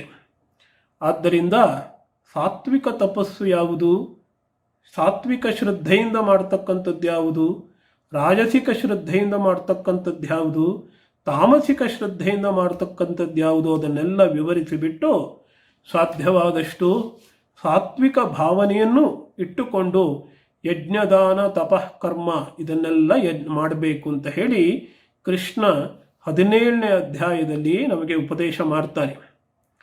ಇನ್ನು 18ನೇ ಅಧ್ಯಾಯವನ್ನು ನೋಡೋದಾದರೆ ಈಗ ಹೇಳಿರ್ತಕ್ಕಂತಹ ಎಲ್ಲ ವಿಷಯಗಳನ್ನು ಸಮಗ್ರವಾಗಿ ಸಂಕ್ಷಿಪ್ತವಾಗಿ 18ನೇ ಅಧ್ಯಾಯದಲ್ಲಿ ಕೃಷ್ಣ ನಮಗೆ ಉಪದೇಶವನ್ನು ಮಾಡ್ತಾನೆ. ಅದಕ್ಕೆ ಮೋಕ್ಷ ಸನ್ಯಾಸ ಯೋಗ. ಮೋಕ್ಷವನ್ನು ಪಡಿಬೇಕು ಅಂತಂದರೆ ನಿರಾಸಕ್ತಿ ಪೂರ್ವಕವಾಗಿರ್ತಕ್ಕಂತಹ ಕಾಮನಾ ತ್ಯಾಗವನ್ನು ಹೊಂದಿರತಕ್ಕಂತಹ ಒಂದು ಸ್ಥಿತಿಯನ್ನು ಮುಟ್ಟಬೇಕು. ಅದನ್ನೇ ಸನ್ಯಾಸ ಅಂತ ಕರೀತಾರೆ. ಅದರಿಂದಲೇ ಮೋಕ್ಷ ಸಾಧ್ಯ ಅನ್ನೋದನ್ನು ಕೃಷ್ಣ ಇಲ್ಲಿ ನಮಗೆ ಮನದಟ್ಟು ಮಾಡಿಕೊಡ್ತಾ ಇದ್ದಾನೆ. ಹಾಗಂತ ಸನ್ಯಾಸ ಅಂತ ಹೇಳಿ ನಾವು ಭಯಪಡಬೇಕಾದ್ದಿಲ್ಲ.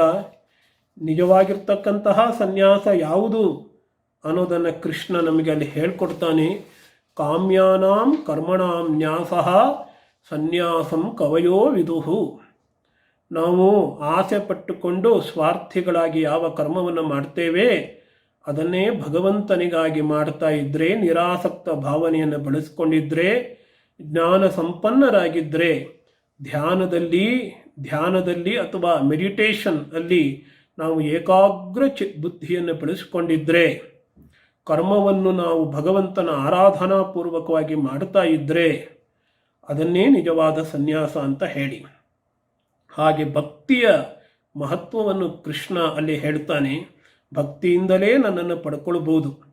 ಯಾಕಂದರೆ ನಾನು ಈಗಾಗಲೇ ಹೇಳಿದ ಹಾಗೆ ಭಕ್ತಿ ಇದ್ದಾಗಲೇ ನಾವು ಯಾವುದೇ ರೀತಿಯ ಅಭ್ಯಾಸವನ್ನು ಮಾಡೋದಕ್ಕೆ ಸಾಧ್ಯ, ವೈರಾಗ್ಯವನ್ನು ಬೆಳೆಸ್ಕೊಳ್ಳೋದಕ್ಕೆ ಸಾಧ್ಯ. ಭಕ್ತಿ ಇದ್ದರೇ ಕರ್ಮಯೋಗ ಸಾಧ್ಯವಾಗುತ್ತೆ, ಜ್ಞಾನಯೋಗವು ಸಾಧ್ಯವಾಗುತ್ತೆ, ಅದೇ ರೀತಿ ಧ್ಯಾನ ಯೋಗವೂ ಕೂಡ ಸಾಧ್ಯವಾಗುತ್ತೆ. ಅದಕ್ಕಾಗಿ ನಾವು ನಮ್ಮ ಅಹಂಕಾರವನ್ನು ತ್ಯಾಗ ಮಾಡಬೇಕು. ಎಲ್ಲ ಕರ್ಮಗಳನ್ನು ಕೂಡ ಭಗವಂತನಿಗೆ ಸಮರ್ಪಣೆ ಮಾಡಬೇಕು. ಸರ್ವಧರ್ಮಾನ್ ಪರಿತ್ಯಜ್ಯ ಮಾಮೇಕಂ ಶರಣಂ ವ್ರಜ. ನನ್ನಲ್ಲೇ ಶರಣನಾಗು ಅಂತ ಹೇಳ್ತಾನೆ. ಆದರೆ ಒಬ್ಬ ಮನುಷ್ಯ ಅನ್ನುವಂಥವನು ಭಗವಂತನಲ್ಲಿ ಅಧೀನರಾಗಿರ್ತಾನೆ. ಭಗವಂತನೇ ನಮ್ಮ ಜೀವನಕ್ಕೆ ಊರುಗೋಲಾಗಿರಬೇಕು. ಭಗವಂತ ಇಲ್ಲದೆ ನಾವು ಬದುಕೋದಕ್ಕೆ ಸಾಧ್ಯವಿಲ್ಲ. ಭಗವಂತನನ್ನೇ ನಾವು ಶರಣು ಹೊಂದಬೇಕು. ನಮ್ಮ ಹಣವನ್ನಾಗಲಿ ಅಥವಾ ಅಂತಸ್ಥ ಆಗಲಿ ನಮ್ಮ ಪ್ರತಿಷ್ಠೆಯನ್ನಾಗಲಿ ಇಟ್ಟುಕೊಂಡು ನಾವು ಒಳ್ಳೆಯ ಜೀವನವನ್ನು ಮಾಡೋದಕ್ಕೆ ಸಾಧ್ಯವಿಲ್ಲ. ನಮ್ಮ ಜೀವನಕ್ಕೆ ಆಧಾರ ಸ್ತಂಭವಾಗಿರುವಂಥದ್ದು ಏನಾದರೂ ಇದ್ದರೆ ಅವನು ಭಗವಂತ ಮಾತ್ರ ಅನ್ನೋದನ್ನು ನಾವು 18ನೇ ಅಧ್ಯಾಯದಲ್ಲಿ ನೋಡ್ತೇವೆ. ಇನ್ನು ಪ್ರತಿಯೊಂದು ಅಧ್ಯಾಯದಲ್ಲೂ ಕೂಡ ಕೆಲವೊಂದು ವಿಶೇಷಗಳನ್ನು ನಾವು ಸಂಕ್ಷಿಪ್ತವಾಗಿ ನೋಡೋದಾದರೆ 2ನೇ ಅಧ್ಯಾಯದಲ್ಲಿ ನಾನಾಗಲೇ ಹೇಳಿದ ಹಾಗೆ ಸಾಂಖ್ಯ ಬುದ್ಧಿ ಮತ್ತು ಯೋಗ ಬುದ್ಧಿ, ಜ್ಞಾನಯೋಗ ಮತ್ತು ಕರ್ಮಯೋಗ ಎರಡನ್ನೂ ಕೂಡ ಕೃಷ್ಣ ಅಲ್ಲಿ ಉಪದೇಶವನ್ನು ಮಾಡ್ತಾನೆ. ಯಾಕಂದರೆ ಶೋಕ ಮೋಹಗಳಿಗೆ ಕಾರಣವಾಗಿರ್ತಕ್ಕಂಥದ್ದು ಆತ್ಮಜ್ಞಾನ ಇಲ್ಲದೇ ಇರುವುದು. ಆತ್ಮಜ್ಞಾನವನ್ನು ಬೆಳೆಸ್ಕೊಳ್ಳೋದಕ್ಕೆ ಜ್ಞಾನಯೋಗ ಬೇಕು. ಆ ಜ್ಞಾನಯೋಗಕ್ಕೆ ಅರ್ಹತೆಯನ್ನು ಪಡ್ಕೊಳ್ಬೇಕಾದ್ರೆ ನಾವು ಕರ್ಮಯೋಗವನ್ನು ಮಾಡಬೇಕು. ಏಷಾತೆ ಅಭಿಹಿತ ಸಾಂಖ್ಯೆ ಬುದ್ಧಿರ್ಯೋಗೇ ತು ಇಮಾಂ ಶೃಣು ಬುದ್ಧ್ಯಾಯುಕ್ತೋ ಯಯಾ ಪಾರ್ಥ ಕರ್ಮಬಂಧಂ ಪ್ರಹಾಸ್ಯತಿ. ಅದಕ್ಕಾಗಿ ಒಬ್ಬ ಜ್ಞಾನಯೋಗಿ ಹೇಗೆ ಇರ್ತಾನೆ, ಅವನ ಮನಸ್ಸನ್ನು, ತನ್ನ ಪ್ರಜ್ಞೆಯನ್ನು, ತನ್ನ ಬುದ್ಧಿಯನ್ನು ಹೇಗೆ ಸ್ಥಿರವಾಗಿಟ್ಟುಕೊಂಡಿರ್ತಾನೆ ಅಂತ ಅನ್ನೋದಕ್ಕೆ ಸ್ಥಿತಪ್ರಜ್ಞನ ಲಕ್ಷಣಗಳನ್ನು ಕೂಡ ಕೃಷ್ಣ ಅಲ್ಲಿ ಹೇಳ್ತಾನೆ. ಕರ್ಮದಲ್ಲಿ ಮಾತ್ರವೇ ನಿನಗೆ ಅಧಿಕಾರ ಅಪ್ಪ, ಅದರಲ್ಲಿ ಫಲದಲ್ಲಲ್ಲ. ಆದ್ದರಿಂದ ನೀನು ಕರ್ಮ ಮಾಡಲೇಬೇಕಪ್ಪ ಅನ್ನೋದನ್ನು ಕೂಡ ಕೃಷ್ಣ ಅಲ್ಲಿ ಹೇಳ್ಕೊಡ್ತಾನೆ. ಈ ಕರ್ಮಯೋಗವನ್ನೇ ಇಲ್ಲಿ 3ನೇ ಅಧ್ಯಾಯದಲ್ಲಿ ವಿಶದವಾಗಿ ಕೃಷ್ಣ ಹೇಳ್ತಾನೆ. ಕರ್ಮವನ್ನು ಮಾಡದೇ ಇದಕ್ಕಿರೋದಕ್ಕಾಗೋದಿಲ್ಲಪ್ಪ. ಕರ್ಮವನ್ನು ಮಾಡಿಕೊಂಡು ಕರ್ಮಯೋಗವಾಗಿ ಪರಿವರ್ತನೆ ಮಾಡಿಕೊಂಡೆ ನೀನು ನೈಷ್ಕರ್ಮ್ಯವನ್ನು ಅಂದರೆ ಆತ್ಮಜ್ಞಾನಿಯ ಸ್ಥಿತಿಯನ್ನು ಪಡ್ಕೊಳ್ಳಬಹುದು ಅಂತ ಹೇಳ್ತಾನೆ. ಕರ್ಮವನ್ನು ಇಂದ್ರಿಯಗಳ ಮೂಲಕ ಮಾಡಬೇಕು. ಆದ್ದರಿಂದ ಕರ್ಮಯೋಗವಾಗಿ ಕರ್ಮವನ್ನು ಪರಿವರ್ತನೆ ಮಾಡಬೇಕಾದ್ರೆ ಇಂದ್ರಿಯಗಳನ್ನು ಸಂಯಮದಲ್ಲಿ ಇಟ್ಟುಕೊಳ್ಳಬೇಕು. ಕರ್ಮೇಂದ್ರಿಯೈ ಕರ್ಮಯೋಗಂ ಅಸಕ್ತಸ್ಸ ವಿಶಿಷ್ಯತೆ. ಅಂಥವನು ಅಸಕ್ತ ಬುದ್ಧಿಯನ್ನು ಹೊಂದುತ್ತಾನೆ. ಯಜ್ಞಾರ್ಥಂ ಕರ್ಮಣಃ, ಯಜ್ಞಕ್ಕೋಸ್ಕರವಾಗಿ ನಿಸ್ವಾರ್ಥ ಭಾವನೆಯಿಂದ ಸಹಕಾರ ಬುದ್ಧಿಯಿಂದ ಎಲ್ಲ ಕರ್ಮಗಳನ್ನು ಮಾಡಬೇಕು. ಆವಾಗಲೇ ಅದು ಬಂಧನದಿಂದ ನಮ್ಮನ್ನು ಮುಕ್ತವನ್ನಾಗಿ ಮಾಡುತ್ತದೆ. ಈ ಒಂದು ಸಂದೇಶವನ್ನು ಕರ್ಮಯೋಗದಲ್ಲಿ ನೋಡ್ತೇವೆ. ಇನ್ನು ಜ್ಞಾನಯೋಗಕ್ಕೆ ಬಂದರೆ ಕರ್ಮಣಿ ಅಕರ್ಮಯ ಪಶ್ಯೇತ್ ಅಕರ್ಮಣಿ ಚ ಕರ್ಮಯಃ. ನಾನು ಕರ್ಮ ಮಾಡ್ತಾ ಇದ್ದೇನೆ, ಆದರೂ ಕೂಡ ಕರ್ಮ ಮಾಡದೇ ಇರತಕ್ಕಂತಹ, ಕರ್ತೃವಾಗದೇ ಇರತಕ್ಕಂತಹ ಆತ್ಮತತ್ವವೇ ನನ್ನ ನಿಜವಾಗಿರ್ತಕ್ಕಂತಹ ಸ್ವರೂಪ ಅನ್ನುವಂತಹ ದೃಷ್ಟಿಯಿಂದ ಸಮತ್ವ ಬುದ್ಧಿಯನ್ನು ಇಟ್ಟುಕೊಂಡು ಸ್ಥಿರ ಮನಸ್ಸನ್ನು ಇಟ್ಟುಕೊಂಡು ಮಾಡ್ತಕ್ಕಂಥವನು ಜ್ಞಾನಿ. ಇದು ಕರ್ಮಣಿ ಅಕರ್ಮಯ ಪಶ್ಯೇತ್ ಅಕರ್ಮಣಿ ಚ ಕರ್ಮಯ. ಈ ಕೆಲಸ ಮಾಡದೇನೆ ಸುಮ್ಮನೆ ಕೂತ್ಕೊಂಡಿರುವಂತಹದ್ದೇನು ಅಕರ್ಮ ಅಲ್ಲ. ಆ ರೀತಿ ಇದ್ದರೂ ಕೂಡ ಒಳಗೆ ಮನಸ್ಸಿನಲ್ಲಿ ಇಚ್ಛಾ ದ್ವೇಷಗಳು ಇದ್ದೇ ಇರುತ್ತೆ. ಆ ಕರ್ಮದಲ್ಲಿ ಕರ್ಮವನ್ನು ನೋಡುವುದು ಹೀಗೆ. ಎಲ್ಲವೂ ಆತ್ಮಸ್ವರೂಪವನ್ನು ಪ್ರಜ್ಞೆಯಿಂದ ಕರ್ಮವನ್ನು ಮಾಡತಕ್ಕಂಥದ್ದು ಕರ್ಮಣಿ ಅಕರ್ಮಯ ಪಶ್ಯೇತು. ಇದು ಒಬ್ಬ ಜ್ಞಾನಿಗೆ ಮಾತ್ರ ಸಾಧ್ಯ. ಅದಕ್ಕಾಗಿ ಎಲ್ಲವನ್ನೂ ಕೂಡ ಬ್ರಹ್ಮ ಭಾವನೆಯಿಂದ ಮಾಡಬೇಕು. ಬ್ರಹ್ಮಾರ್ಪಣಂ ಬ್ರಹ್ಮಹವಿಹಿ ಬ್ರಹ್ಮಾಗ್ನೌ ಬ್ರಹ್ಮಣಾಹುತಂ ಅಂತ ಹೇಳಿದರು. ಈ ಶರೀರ ಅನ್ನುವಂಥದ್ದು ಕರ್ಮ ಮಾಡೋದಕ್ಕಿರೋದು.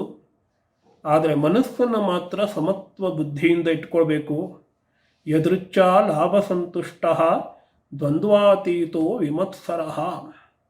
ಏನೇನು ಬರುತ್ತೋ ಅದರಲ್ಲಿ ತೃಪ್ತಿಯನ್ನು ಹೊಂದಬೇಕಂತೆ. ಏನೇನು ಲಭಿಸುತ್ತೋ ಅದರಲ್ಲಿ ಸಂತುಷ್ಟನಾಗಿದ್ದುಕೊಂಡು ಸುಖ ದುಃಖ,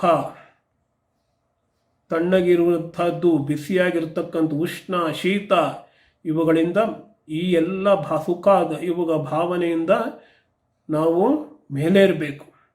ಇದನ್ನೇ ದ್ವಂದ್ವಾತೀತ. ಹೀಗೆ ಜ್ಞಾನನಿಷ್ಠನಾಗಬೇಕು ಅನ್ನುವಂತಹ ಉಪದೇಶ ನಮಗೆ 4ನೇ ಅಧ್ಯಾಯ ಜ್ಞಾನಯೋಗದಲ್ಲಿ ಲಭಿಸುತ್ತೆ.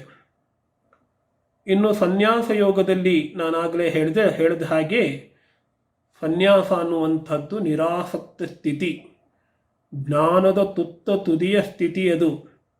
ಅದನ್ನು ಯೋಗವನ್ನು ಮಾಡದೇನೆ, ಕರ್ಮಯೋಗವನ್ನು ಮಾಡದೇನೆ ತಲುಪುವುದು ಸಾಧ್ಯವಿಲ್ಲ. ನಿಜವಾದ ಸನ್ಯಾಸಿ ಯಾರು? ಜ್ಞೇಯಸ್ಸ ನಿತ್ಯ ಸನ್ಯಾಸಿ ಯೋನದ್ವೇಷ್ಟಿ ನ ಕಾಂಕ್ಷತಿ. ಅಂಥವನು ಮಾತ್ರವೇ ಬಂಧನದಿಂದ ಸುಖವಾಗಿ ತಪ್ಪಿಸಿಕೊಳ್ತಾನಂತೆ. ಸುಖಂ ಬಂಧಾತು ಪ್ರಮುಚ್ಯತೆ. ನಾವು ಹೊರಗಡೆ ಕರ್ಮವನ್ನು ಮಾಡದೇ ಇರುವಂಥದ್ದಲ್ಲ ಸನ್ಯಾಸ. ಮನಸ್ಸಿನಲ್ಲಿ ಕಾಮನೆಗಳು ಇಲ್ಲದೇನೆ, ಸ್ವಾರ್ಥವಿಲ್ಲದೇನೆ ಮಾಡತಕ್ಕಂತಹ ಕರ್ಮವೇ ನಿಜವಾದ ಸನ್ಯಾಸ. ಸರ್ವ ಕರ್ಮಾಣಿ ಮನಸ ಸನ್ಯಸ್ತ್ಯಾಸ್ತೆ ಸುಖಂ ವಶಿ. ಅಂಥವನು ಇಂದ್ರಿಯಗಳನ್ನು ನಿಯಂತ್ರಣ ಮಾಡಿಕೊಂಡಿರ್ತಾನೆ, ಅದರಿಂದ ಅಪಾರವಾಗಿರ್ತಕ್ಕಂತಹ ಸುಖವನ್ನು ಪಡೆದುಕೊಳ್ಳುತ್ತಾನೆ ಅಂತರ್ಥ. ಯಾವತ್ತೂ ಸಮದರ್ಶನನಾಗಿರ್ತಾನೆ, ಎಲ್ಲೆಲ್ಲೂ ಆತ್ಮವನ್ನೇ ನೋಡ್ತಾನೆ. ಪಂಡಿತಾಹ ಸಮದರ್ಶಿನಃ. ಇದು ಸನ್ಯಾಸ ಯೋಗ 5ನೇ ಅಧ್ಯಾಯ. ಇದನ್ನು ಸಂಪಾದಿಸಿಕೊಳ್ಬೇಕು ಅಂದರೆ ಕರ್ಮಯೋಗದ ಜೊತೆಗೆ ಧ್ಯಾನ ಯೋಗವನ್ನು ಮಾಡಬೇಕು. ಧ್ಯಾನ ಯೋಗ ಅನ್ನುವಂಥದ್ದು ಅಂತರಂಗ ಸಾಧನೆ. ಜ್ಞಾನ ವಿಜ್ಞಾನ ತೃಪ್ತಾತ್ಮ. ಅವನಿಗೆ ಜ್ಞಾನವೂ ಇರುತ್ತೆ ಮತ್ತು ಅನುಭವ ಕೂಡ ಇರುತ್ತೆ ಅಂತ ಧ್ಯಾನಯೋಗಿ. ಅವನು ರಹಸ್ಯವಾದ ಸ್ಥಾನದಲ್ಲಿ ಕುಳಿತುಕೊಂಡು ಏಕಾಗಿಯಾಗಿ ಇದ್ದುಕೊಂಡು ಮನಸ್ಸನ್ನು ಇಂದ್ರಿಯಗಳನ್ನು ನಿಯಂತ್ರಿಸಿಕೊಂಡು ಎಲ್ಲ ಆಸೆಗಳನ್ನು ಬಿಟ್ಟು ಯಾವುದನ್ನೂ ಕೂಡ ಸಂಗ್ರಹ ಮಾಡದೇನೆ ಅವನು ಧ್ಯಾನವನ್ನು ಮಾಡಬೇಕಂದೆ. ಆಗ ಅವನಿಗೆ ಶಾಂತಿಂ ನಿರ್ವಾಣ ಪರಮಾಂ, ಶಾಂತಿಯನ್ನು ಪಡ್ಕೋತಾನಂತೆ. ಎಲ್ಲ ಆಸೆಗಳು ಕೂಡ ಅಡಗಿ ಹೋಗಿರುವಂತಹ, ಯಾವ ಬಯಕೆಯೂ ಇಲ್ಲದೇ ಇರತಕ್ಕಂತಹ ಪರಮಶಾಂತಿಯನ್ನು ಅವನು ಪಡೆದುಕೊಳ್ಳುತ್ತಾನೆ. ಅದಕ್ಕಾಗಿ ದೀಪದ ಉದಾಹರಣೆಯನ್ನೇ ಕೃಷ್ಣ ಕೊಡ್ತಾನೆ. ಹೀಗೆ ಯೋಗ ಅನ್ನುವಂಥದ್ದು, ಈ ಧ್ಯಾನ ಯೋಗ ಮುಖ್ಯವಾಗಿ ನಮ್ಮನ್ನು ದುಃಖದಿಂದ ಪ್ರತ್ಯೇಕಿಸುವಂಥದ್ದಾಗತ್ತೆ. ವಿಯೋಗಂ ಯೋಗ ಸಂಜ್ಞಿತಃ. ಇದನ್ನು ನಾನಾಗಲೇ ಹೇಳಿದ್ದೇನೆ. ಹಾಗಾದರೆ ಧ್ಯಾನ ಮಾಡಬೇಕಾದ್ರೆ ಯಾವ ವಸ್ತುವಿನ ಮೇಲೆ ಧ್ಯಾನ ಮಾಡಬೇಕು, ನಮ್ಮ ಧ್ಯೇಯ ವಸ್ತು ಯಾವುದಾಗಿರಬೇಕು ಅಂತ ಹೇಳಿದರೆ ಅದು ಭಗವಂತನೇ ಆಗಿರಬೇಕು. ಆ ಭಗವಂತ ಎಲ್ಲಿದ್ದಾನೆ? ಅಂತರಾತ್ಮನ.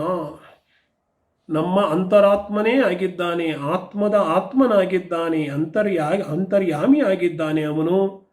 ಈಶ್ವರ ಸರ್ವಭೂತಾನಾಂ ಹೃದ್ದೇಶೇ ಅರ್ಜುನ ತಿಷ್ಠತಿ. ನಮ್ಮ ಹೃದಯವೆಂಬ ಮಂದಿರದಲ್ಲೇ ಅವನು ಪ್ರತಿಷ್ಠಾಪಿತನಾಗಿದ್ದಾನಪ್ಪ. ಅವನು ಮದ್ಗತೇನ ಅನ್ನೋದಕ್ಕೆ ಶಂಕರರು ಬರೀತಾರೆ, ಮೈ ವಾಸುದೇವೇನ. ವಾಸುದೇವನಾದ ಪರಮಾತ್ಮನಾದ ಕೃಷ್ಣನಾದ ನನ್ನಲ್ಲೇ ಮನಸ್ಸನ್ನು ನೆಲೆಗೊಡ್ಲಿರಬೇಕಪ್ಪ, ಮನಸ್ಸನ್ನು ನೆಟ್ಟಿರಬೇಕು ಅಂತ ಹೇಳ್ತಾರೆ. ಅಂತರಾತ್ಮನ ಅಂದರೆ ಪರಿಶುದ್ಧವಾಗಿರ್ತಕ್ಕಂತಹ ಅಂತಃಕರಣದಿಂದ ನನ್ನಲ್ಲೇ ಮನಸ್ಸನ್ನು ಏಕಾಗ್ರಗೊಳಿಸಬೇಕು. ಧ್ಯಾನವನ್ನು ಹೇಗೆ ಮಾಡಬೇಕು? ಶ್ರದ್ಧೆಯಿಂದ ಮಾಡಬೇಕಂತೆ. ಹೀಗೆ ಯಾವುದರ ಮೇಲೆ ಧ್ಯಾನ ಮಾಡಬೇಕು, ಎಂತಹ ಪರಮಾತ್ಮನನ್ನು ಧ್ಯಾನ ಮಾಡಬೇಕು ಅನ್ನೋದನ್ನು ನಮಗೆ ಧ್ಯಾನ ಯೋಗ ಅನ್ನುವಂತಹ 7ನೇ ಅಧ್ಯಾಯ ತಿಳಿಸ್ಕೊಡುತ್ತೆ. ಅದೇ 7ನೇ ಅಧ್ಯಾಯದಲ್ಲಿ ಭಗವಂತನ 2 ಪ್ರಕೃತಿಗಳು, 2 ಶಕ್ತಿಗಳನ್ನು ಹೇಳ್ತಾರಲ್ಲಿ. ಒಂದು ಪರಾಪ್ರಕೃತಿ, ಇನ್ನೊಂದು ಅಪರಾಪ್ರಕೃತಿ. ಪರಾಪ್ರಕೃತಿ ಅಂದರೆ ಜೀವ. ಜೀವ ಯಾರು? ನಾನು ದುಃಖಿ, ನಾನು ಸುಖಿ ಅಂತೆಲ್ಲ ತಿಳ್ಕೊಂಡಿದ್ದಾನೋ ಅವನು ಪರಾಪ್ರಕೃತಿಯಂತೆ. ಅಪರಾಪ್ರಕೃತಿ ಅಂತಂದರೆ ಈ ದೇಹ ಯಾವುದರಿಂದ ಉಂಟಾಗಿದೆ, ಅದು ಪೃಥ್ವಿ ತತ್ವ ಇರಬಹುದು, ನೀರಿರಬಹುದು, ಅನಲ ಬೆಂಕಿ ಇರಬಹುದು, ವಾಯು, ಆಕಾಶ, ಮನಸ್ಸು, ಬುದ್ಧಿ, ಇವೆಲ್ಲವೂ ಕೂಡ ಅಪರಾಪ್ರಕೃತಿಯಂತೆ. ಭಗವಂತ ಇದನ್ನು ಮೀರಿರ್ತಕ್ಕಂತಹ ಪರಮಾತ್ಮ. ಏನು ಭಗವತ್ ತತ್ವ ಅಂದರೆ ಭಗವಂತನೇ ಹೇಳ್ತಾನಿಲ್ಲಿ, ಅಹಂ ಕೃಷ್ಣಸ್ಯ ಜಗತಃ ಪ್ರಭವ ಪ್ರಲಯಸ್ತತ, ನಾನು ಇಡೀ ಜಗತ್ತಿನ ಹುಟ್ಟಿಸುವಂಥವನಾಗಿದ್ದೇನೆ, ಸೃಷ್ಟಿಕರ್ತ. ಹಾಗೆ ನನ್ನಲ್ಲೇ ಇಡೀ ಜಗತ್ತು ಪ್ರಲಯವು ಉಂಟಾಗುತ್ತೆ, ಎಲ್ಲವೂ ಕೂಡ ಅಡಿಗೆ ಹೋಗುತ್ತೆ. ಹೀಗಾಗಿ ಭಗವಂತ ಎಲ್ಲದರ ಸಾರ ಸರ್ವಸ್ವವಾಗಿದ್ದಾನೆ. ಜಗತ್ತಿನ ಯಾವುದೇ ವಸ್ತುವನ್ನು ತೆಗೆದುಕೊಂಡ್ರೆ ಅದರ ಸಾರಭೂತನಾಗಿರ್ತಕ್ಕಂಥವನು ಭಗವಂತ. ನನ್ನ ಪ್ರಕೃತಿ ಅನ್ನುವಂಥದ್ದೇ ಮಾಯೆ. ದೈವಿ ಹೇಷಾ ಗುಣಮಯೀ ಮಮ ಮಾಯಾ ದುರತ್ಯಯ. ಅದನ್ನು ಅರ್ಥ ಮಾಡ್ಕೊಳ್ಳೋದಕ್ಕೆ ಕಷ್ಟ ಅನ್ನುವಂತಹ ಒಂದು ತಥ್ಯವನ್ನು, ವಾಸ್ತವಿಕ ಸಂಗತಿಯನ್ನು ಕೂಡ ಕೃಷ್ಣ ನಮಗೆ 7ನೇ ಅಧ್ಯಾಯದಲ್ಲಿ ಹೇಳಿಕೊಡ್ತಾನೆ. ಇನ್ನು 8ನೇ ಅಧ್ಯಾಯ ಅಭ್ಯಾಸ ಯೋಗ. ಧ್ಯಾನ ಯೋಗವನ್ನು ಅಭ್ಯಾಸ ಮಾಡಬೇಕು, ಕರ್ಮಯೋಗವನ್ನು ಅಭ್ಯಾಸ ಮಾಡಬೇಕು. ಅದರ ಮೂಲಕ ಜ್ಞಾನವನ್ನು ಪಡೆದುಕೊಳ್ಳುವಂತಹ ಅರ್ಹತೆಯನ್ನು ನಾವು ಪಡೆದುಕೊಳ್ಳಬೇಕು. ಅದಕ್ಕೆ ಕೃಷ್ಣ ಹೇಳ್ತಾನೆ, ಯಂ ವಾಪಿ ಸ್ಮರನ್ ಭಾವನ್. ಯಾವ ಯಾವ ಭಾವವನ್ನು ಸ್ಮರಿಸಿಕೊಳ್ಳುತ್ತೇವೆಯೋ ನಮ್ಮ ಅಂತ್ಯಕಾಲದಲ್ಲಿ, ದೇಹವನ್ನು ಬಿಡುವಂತಹ ಕಾಲದಲ್ಲಿ ಅದೇ ಭಾವವನ್ನು ಪಡೆದುಕೊಳ್ಳುತ್ತೇವೆ ಮುಂದಿನ ಜನ್ಮಗಳಲ್ಲಿ ಅಂತ ಅರ್ಥ. ಅದಕ್ಕೆ ಮಾಮೇವ ಸ್ಮರನ್, ನನ್ನನ್ನೇ ಸ್ಮರಣೆ ಮಾಡು ಅಂತ ಕೃಷ್ಣ ಹೇಳ್ತಾನೆ. ಅಂತ್ಯಕಾಲದಲ್ಲಿ ಸ್ಮರಣೆ ಮಾಡು ಅಂತ ಹೇಳ್ತಾನೆ. ಅಂತಕಾಲೇಚ ಮಾಮೇವ ಸ್ಮರನ್ ಮುಕ್ತ್ವಾ ಕಲೇವರಂ ಸಪ್ರಯಾಸಿತ ಮದ್ಭಾವಂ ಅಂತ ಹೇಳಿ ನನ್ನ ಭಾವವನ್ನೇ ಪಡೆದುಕೊಳ್ಳುತ್ತಾನೆ, ಭಗವದ್ಭಾವವನ್ನು ಪಡೆದುಕೊಳ್ಳುತ್ತಾನೆ ಅಂತ ಅರ್ಥ. ಹಾಗಾದರೆ ಕಡೆ ಕಾಲದಲ್ಲಿ ಮಾತ್ರ ಭಗವಂತನನ್ನು ಸ್ಮರಿಸಿದರೆ ಸಾಕೆ? ಕಡೆ ಕಾಲದಲ್ಲಿ ಭಗವಂತನನ್ನು ಸ್ಮರಿಸಿದರೆ ಸಾಕು, ಆದರೆ ಕಡೆ ಕಾಲದಲ್ಲಿ ಭಗವಂತನ ಸ್ಮರಣೆ ಬರಬೇಕಲ್ಲ, ಅದು ಬರುವುದು ಅಸಾಧ್ಯ. ಇಡೀ ಜೀವನದುದ್ದಕ್ಕೂ ಕೂಡ ಹಣ, ಸಂಪತ್ತು, ಆಸ್ತಿ ಮುಂತಾದಂತಹ ಲೌಕಿಕ ವಿಚಾರಗಳ ಬಗ್ಗೆ ಚಿಂತನೆ ಮಾಡ್ತಾ ಇದ್ದರೆ ಕಡೆಯ ಕಾಲದಲ್ಲಿ ಭಗವಂತನನ್ನು ಸ್ಮರಿಸುವುದಕ್ಕೆ ಆಗುತ್ತದೆಯೇ? ಖಂಡಿತವಾಗಲೂ ಇಲ್ಲ. ಅದಕ್ಕೆ ಕೃಷ್ಣ ಹೇಳ್ತಾನೆ ಮುಂದೆ, ತಸ್ಮಾತ್ ಸರ್ವೇಷು ಕಾಲೇಷು ಮಾಮನುಸ್ಮರ ಯುದ್ಧಚ. ಯಾವತ್ತೂ ನನ್ನನ್ನು ಸ್ಮರಿಸಿಕೊಂಡಿರೋ, ಸ್ಮರಿಸಿಕೊಳ್ಳುತ್ತಾ ಯುದ್ಧವನ್ನು ಮಾಡು ಅಂತ ಅರ್ಥ. ನಾವು ಒಂದು ರೀತಿಯಲ್ಲಿ ಯುದ್ಧವನ್ನೇ ಮಾಡ್ತಾ ಇದ್ದೀವಿ. ಸಂಸಾರದಲ್ಲಿ, ಕುಟುಂಬದಲ್ಲಿ ಪ್ರತಿನಿತ್ಯ ಯುದ್ಧ. ಅರ್ಜುನನಿಗೆ ಕೇವಲ 18 ದಿವಸಗಳ ಯುದ್ಧವಾದರೆ ನಮಗೆ ಪ್ರತಿನಿತ್ಯವೂ ಯುದ್ಧವಾಗಿದೆ. ಮೈಯರ್ಪಿತ ಮನೋಬುದ್ಧಿ, ನಿನ್ನ ಮನಸ್ಸನ್ನು ಬುದ್ಧಿಯನ್ನು ನನಗೆ ಅರ್ಪಿಸಿಬಿಡು. ಹೀಗೆ ಮಾಡಿದರೆ ಮಾಮೇವ ಏಷ್ಯಸಿ ನ ಸಂಶಯ, ಖಂಡಿತವಾಗಲೂ ನನ್ನನ್ನೇ ಪಡೆದುಕೊಳ್ಳುತ್ತೀಯಪ್ಪ, ಇದರಲ್ಲಿ ಯಾವ ಸಂಶಯವೂ ಇಲ್ಲ ಅಂತ ಕೃಷ್ಣ ಹೇಳ್ತಾನೆ. ಅಭ್ಯಾಸ ಯೋಗದ ಮಹತ್ವವನ್ನು ಕೃಷ್ಣ ಹೇಳ್ತಾನೆ ಮುಂದೆ. ಅಭ್ಯಾಸ ಯೋಗಯುಕ್ತೇನ ಚೇತಸಾ ನ ಅನ್ಯಗಾಮಿನ ಪರಮಂ ಪುರುಷಂ ದಿವ್ಯಂ ಯಾಂತಿ ಪಾರ್ಥ ಅನುಚಿಂತಯನ್. ಅಭ್ಯಾಸ ಯೋಗಯುಕ್ತನಾಗಿ ಮನಸ್ಸನ್ನು ಆ ಕಡೆ ಈ ಕಡೆ ಬಿಟ್ಟು ಕೊಡದೆಯೇ ಯಾರು ದಿವ್ಯವಾಗಿರ್ತಕ್ಕಂತಹ ಪರಮಪುರುಷನನ್ನು, ಪರಮಾತ್ಮನನ್ನು ಧ್ಯಾನ ಮಾಡುತ್ತಾನೆಯೋ ಅವನು ಖಂಡಿತವಾಗಲೂ ಉತ್ತಮವಾದ ಪದವಿಯನ್ನು ಪಡೆದುಕೊಳ್ಳುತ್ತಾನೆ ಅಂತರ್ಥ. ಭಗವಂತನನ್ನೇ ಪಡೆದುಕೊಳ್ಳುತ್ತಾನೆ. ಪರಮಂ ಪುರುಷಂ ದಿವ್ಯಂ ಯಾತಿ. ಅದಕ್ಕೆ ಕೃಷ್ಣನ ಆದೇಶ ಏನಪ್ಪ ಅಂದರೆ, ಈ ಒಂದು ಅಧ್ಯಾಯದಲ್ಲಿ ತಸ್ಮಾತ್ ಸರ್ವೇಷು ಕಾಲೇಷು ಮಾಮನುಸ್ಮರ ಯುದ್ಧಚ ಯೋಗಯುಕ್ತೋ ಭವಾರ್ಜುನ. ಯಾವತ್ತೂ ಕೂಡ ಯೋಗಯುಕ್ತನಾಗಿರು, ನನ್ನನ್ನೇ ಸ್ಮರಣೆ ಮಾಡುತ್ತಾ ನಿನ್ನ ಕರ್ತವ್ಯಗಳನ್ನು ಮಾಡಿಕೊಂಡಿರು ಅಂತ ಅರ್ಥ. ಇನ್ನು 9ನೇ ಅಧ್ಯಾಯವ ರಾಜವಿದ್ಯಾ ರಾಜಗುಹ್ಯ. ರಾಜವಿದ್ಯಾ ಅಂದರೆ ವಿದ್ಯೆಗಳಲ್ಲಿ ರಾಜನಂತೆ ಇದು. ರಾಜಗುಹ್ಯ ಅಂದರೆ ಅತ್ಯಂತ ರಹಸ್ಯವಾದವುಗಳಲ್ಲಿ ರಾಜನಂತೆ. ವಿದ್ಯಾನಾಂ ರಾಜ ಗುಹ್ಯಾನಾಂ ರಾಜ ಅಂತ ಹೇಳ್ತಾರೆ. ಏನು ಈ ರಹಸ್ಯ ವಿದ್ಯೆ ಅಂತಂದರೆ, ಮಯಾ ತತಮಿದಂ ಸರ್ವಂ ಜಗದವ್ಯಕ್ತ ಮೂರ್ತಿನ. ಅವ್ಯಕ್ತ ಮೂರ್ತಿಯಾದ ನನ್ನಿಂದ ಎಲ್ಲವೂ ವ್ಯಾಪಿಸಲ್ಪಟ್ಟಿದೆ, ಎಲ್ಲವೂ ನಾನೇ ಆಗಿದ್ದೇನೆ. ಆಮೇಲೆ ಏನಪ್ಪ ಇಲ್ಲಿ ರಹಸ್ಯವಾಗಿರ್ತಕ್ಕಂಥದ್ದು ಅಂತಂದರೆ, ಮಸ್ತಾನಿ ಸರ್ವಭೂತಾನಿ ನಚಾಹಂ ತೇಷ್ವವಸ್ಥಿತಃ. ಎಲ್ಲ ಜೀವರಾಶಿಗಳು ನನ್ನಲ್ಲಿವೆ, ಆದರೆ ನಾನು ಅವುಗಳಲ್ಲಿಲ್ಲ. ಇದು ಆಕಾಶದ ರೀತಿಯಲ್ಲಿ ನಾವೆಲ್ಲ ಆಕಾಶದೊಳಗಿದ್ದೇವೆ, ಆಕಾಶವೇನೂ ನಮ್ಮಲ್ಲಿಲ್ವಲ್ಲ. ಅಂದರೆ ಆಕಾಶ ತತ್ವ ಅನ್ನುವಂಥದ್ದು ನಮಗೆ ಮಾತ್ರ, ನಮ್ಮ ದೇಹಕ್ಕೆ ಮೀಸಲಾಗಿಲ್ಲ. ಅದೇ ರೀತಿ ಭಗವತ್ ತತ್ವದ ಒಳಗಡೆ ನಾವಿದ್ದೇವೆ, ಆದರೆ ಭಗವತ್ ತತ್ವ ಅನ್ನುವಂಥದ್ದು ನಮಗೆ ಮಾತ್ರ, ನಮ್ಮ ದೇಹದೊಳಗೆ ಮಾತ್ರ ಮೀಸಲಾಗಿಲ್ಲ, ಸೀಮಿತವಾಗಿಲ್ಲ. ಅದು ಎಲ್ಲ ಕಡೆಯೂ ಇದೆ. ಭಗವಂತನ ಬಗ್ಗೆ ನಾವು ತಿಳಿದುಕೊಂಡಿಲ್ಲ. ಕೃಷ್ಣ ಒಬ್ಬ ಮಾನುಷ ಸ್ವರೂಪ, ಮನುಷ್ಯನಾಗಿದ್ದಾನೆ. ಶ್ರೀರಾಮಕೃಷ್ಣರು ಬರಿಯ ಮಾನುಷ ಸ್ವರೂಪರು ಅಂತ ತಪ್ಪಾಗಿ ತಿಳ್ಕೊಂಡಿದ್ದೇವೆ. ಆದ್ದರಿಂದಲೇ ನಾವು ಅಜ್ಞಾನದಿಂದ ತೊಳಲ್ತಾ ಇದ್ದೇವೆ. ಅವಜಾನಂತಿ ಮಾಮೂಢ ಮಾನುಷೀಂ ತನುಮಾಶ್ರಿತಂ. ಪಾಪ ಅಜ್ಞಾನಿಗಳಿಗೆ ಗೊತ್ತಿಲ್ಲ, ಈ ಮನುಷ್ಯ ಶರೀರವನ್ನು ಧರಿಸಿರುವಂತಹ ಭಗವಂತ ನಾನು ಅಂತ ಹೇಳಿ. ಅದಕ್ಕೇನು ಮಾಡಬೇಕು? ಯತ್ ಕರೋಷಿ ಯದಶ್ನಾಸಿ ಯಜ್ಜುಹೋಸಿ ದದಾಸಿ ಯತ್ ತಪಸ್ಯಸಿ ಕೌಂತೆಯ ತತ್ಕುರುಷ್ವ ಮದರ್ಪಣಂ.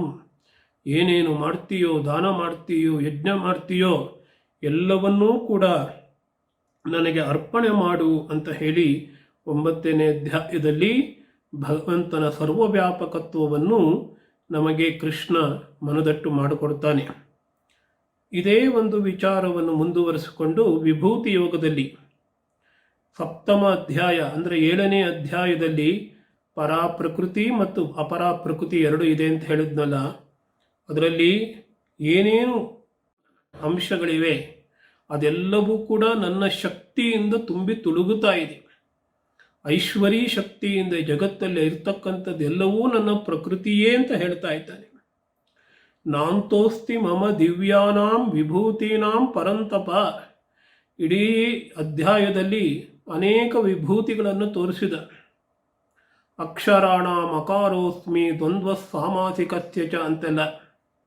ಅಕ್ಷರಗಳಲ್ಲಿ ನಾನು ಅಕಾರವಾಗಿದ್ದೇನೆ, ಸಮಾಸದಲ್ಲಿ ದ್ವಂದ್ವವಾಗಿದ್ದೇನೆ ಅಂತ ಎಲ್ಲ ಹೇಳಿದ.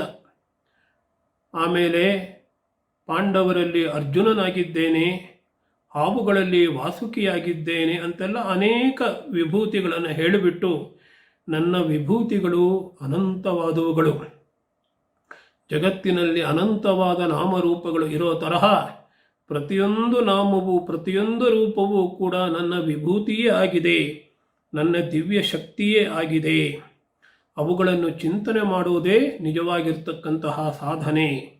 ನಾವು ಯಾವುದನ್ನು ಧ್ಯಾನ ಮಾಡಬೇಕು ಅಂದರೆ ಭಗವಂತನನ್ನು ಧ್ಯಾನ ಮಾಡಬೇಕು ಅಂತ ಹೇಳ್ತೇವೆ. ಭಗವದ್ ವಿಷಯವಾಗಿ ಏನನ್ನು ಧ್ಯಾನ ಮಾಡಬೇಕು ಅಂತ ಹೇಳಿದರೆ ಭಗವದ್ ವಿಷಯವಾಗಿರ್ತಕ್ಕಂತಹ ಈ ಎಲ್ಲವನ್ನೂ ತುಂಬಿಕೊಂಡಿರ್ತಕ್ಕಂತಹ ಸರ್ವವ್ಯಾಪಿಯಾಗಿರ್ತಕ್ಕಂತಹ ಈ ಒಂದು ವಿಭೂತಿಯನ್ನು ನಾವು ಧ್ಯಾನ ಮಾಡಬೇಕು. ಮಚ್ಚಿತ್ತ ಮದ್ಗತ ಪ್ರಾಣ, ಇದನ್ನೇ ಪರಸ್ಪರ ಮಾತಾಡ್ಕೋಬೇಕಂತೆ. ಈ ನನ್ನಲ್ಲೇ ಮನಸ್ಸನ್ನು ಇಟ್ಕೊಂಡಿರಬೇಕಂತೆ, ಭಗವಂತನಲ್ಲೇ ಮನಸ್ಸನ್ನು, ಭಗವಂತನಲ್ಲೇ ಪ್ರಾಣವನ್ನು ಇಟ್ಕೊಂಡಿರಬೇಕಂತೆ. ಕಡೆಯಲ್ಲಿ ಕೃಷ್ಣ ಈ ಅಧ್ಯಾಯದ ಕಡೆಯಲ್ಲಿ ಹೇಳ್ತಾನೆ, ಅಥವಾ ಬಹುನೈತೇನ ಕಿಂಜ್ಞಾತೇನ ತವಾರ್ಜುನ ವಿಷ್ಟವ್ಯಾಹಮಿದಂ ಕೃಷ್ಣಂ ಏಕಾಂಶೇನ ಸ್ಥಿತೋ ಜಗತ್ತು. ಇನ್ನೂ ಹೆಚ್ಚೇಳಿ ಏನಪ್ಪ ಹೇಳ್ತಾನೆ ಇರಬಹುದು, ನಾನು ಒಂದು ಅಂಶದಿಂದ ಇಡೀ ಜಗತ್ತೇ ಆಗಿಬಿಟ್ಟಿದ್ದೇನೆ. ಜಗತ್ತಿನ ಒಳಗೆ ಪ್ರತಿಯೊಂದು ವಸ್ತುಗಳಲ್ಲೂ ಓತಪ್ರೋತನಾಗಿದ್ದೇನೆ. ಅದೇ ರೀತಿ ಒಂದು ಅಂಶದಿಂದ ನಾನು ಇಡೀ ಜಗತ್ತೇ ಆಗಿದ್ದೇನೆ ಅಂತ ಹೇಳ್ತಾನೆ.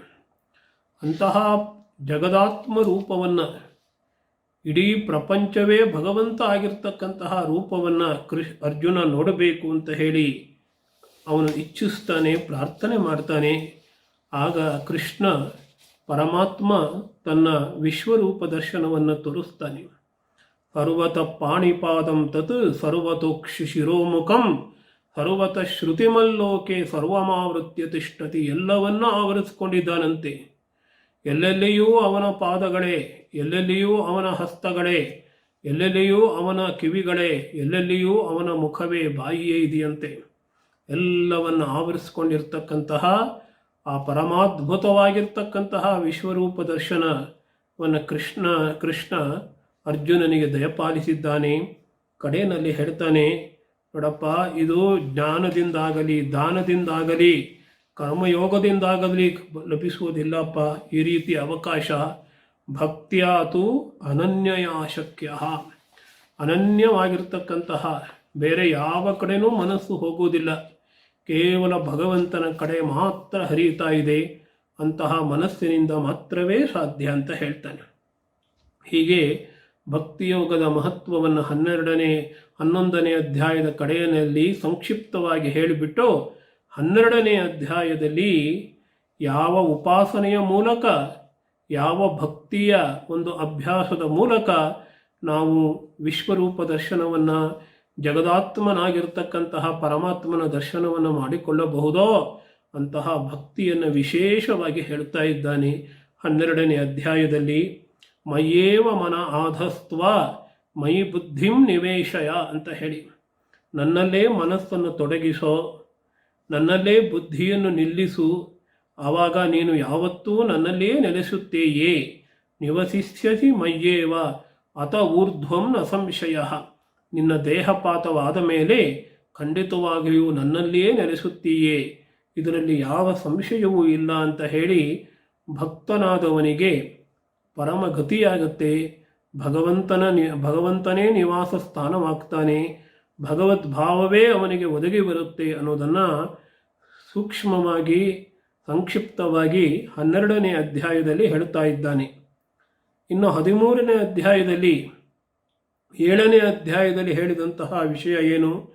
2 ಪ್ರಕೃತಿ ದ್ವಯಗಳು, ಪರಾಪ್ರಕೃತಿ ಮತ್ತು ಅಪರಾಪ್ರಕೃತಿ.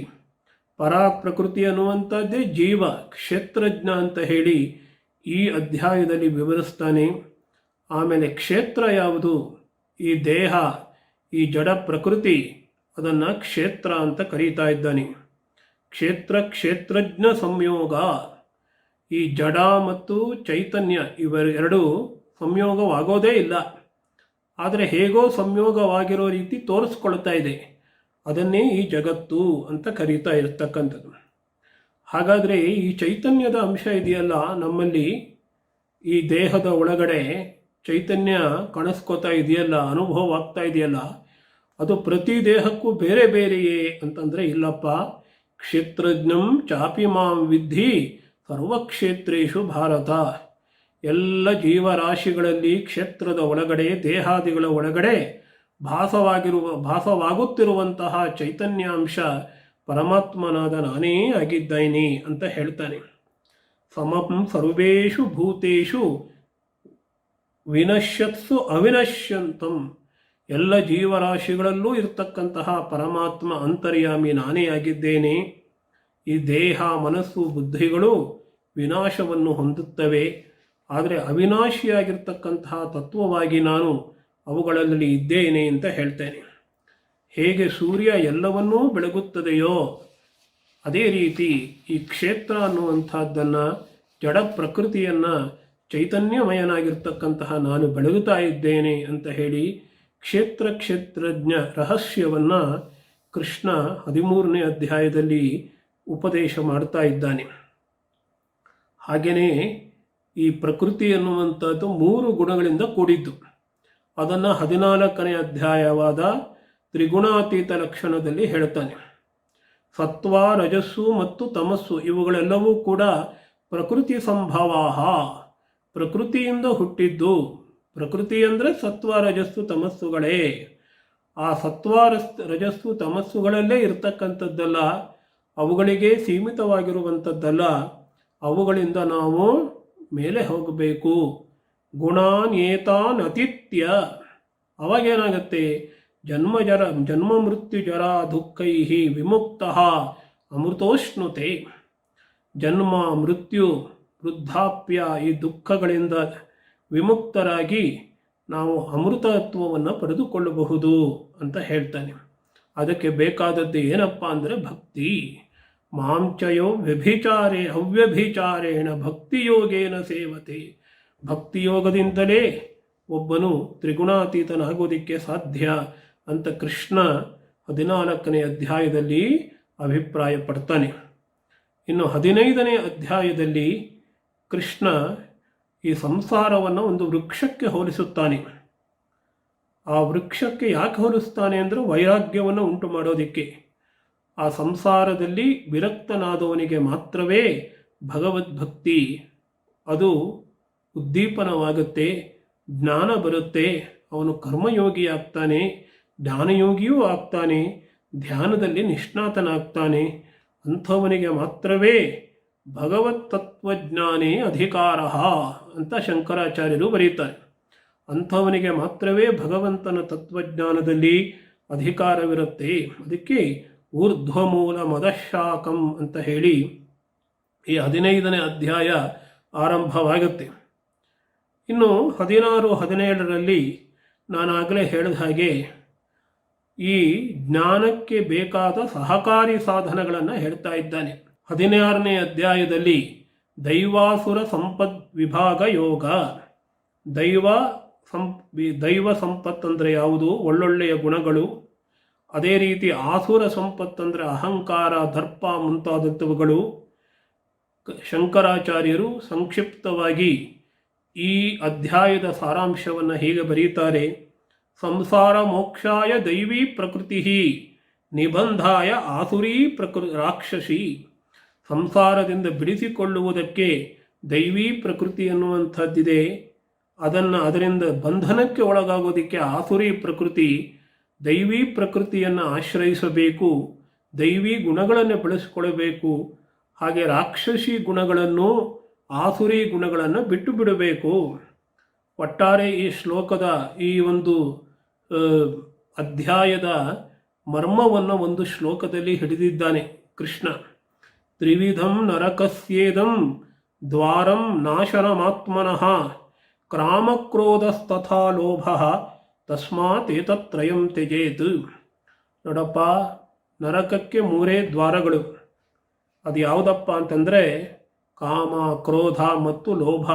ಆದ್ದರಿಂದ ಈ 3 ಗುಣಗಳನ್ನು, ದುರ್ಗುಣಗಳನ್ನು ಬಿಟ್ಟು ಬಿಡಬೇಕು ಅಂತ ಹೇಳಿ ಅದಕ್ಕಾಗಿ ಶ್ರದ್ಧೆಯನ್ನು ಬೆಳೆಸಿಕೊಳ್ಳಬೇಕು.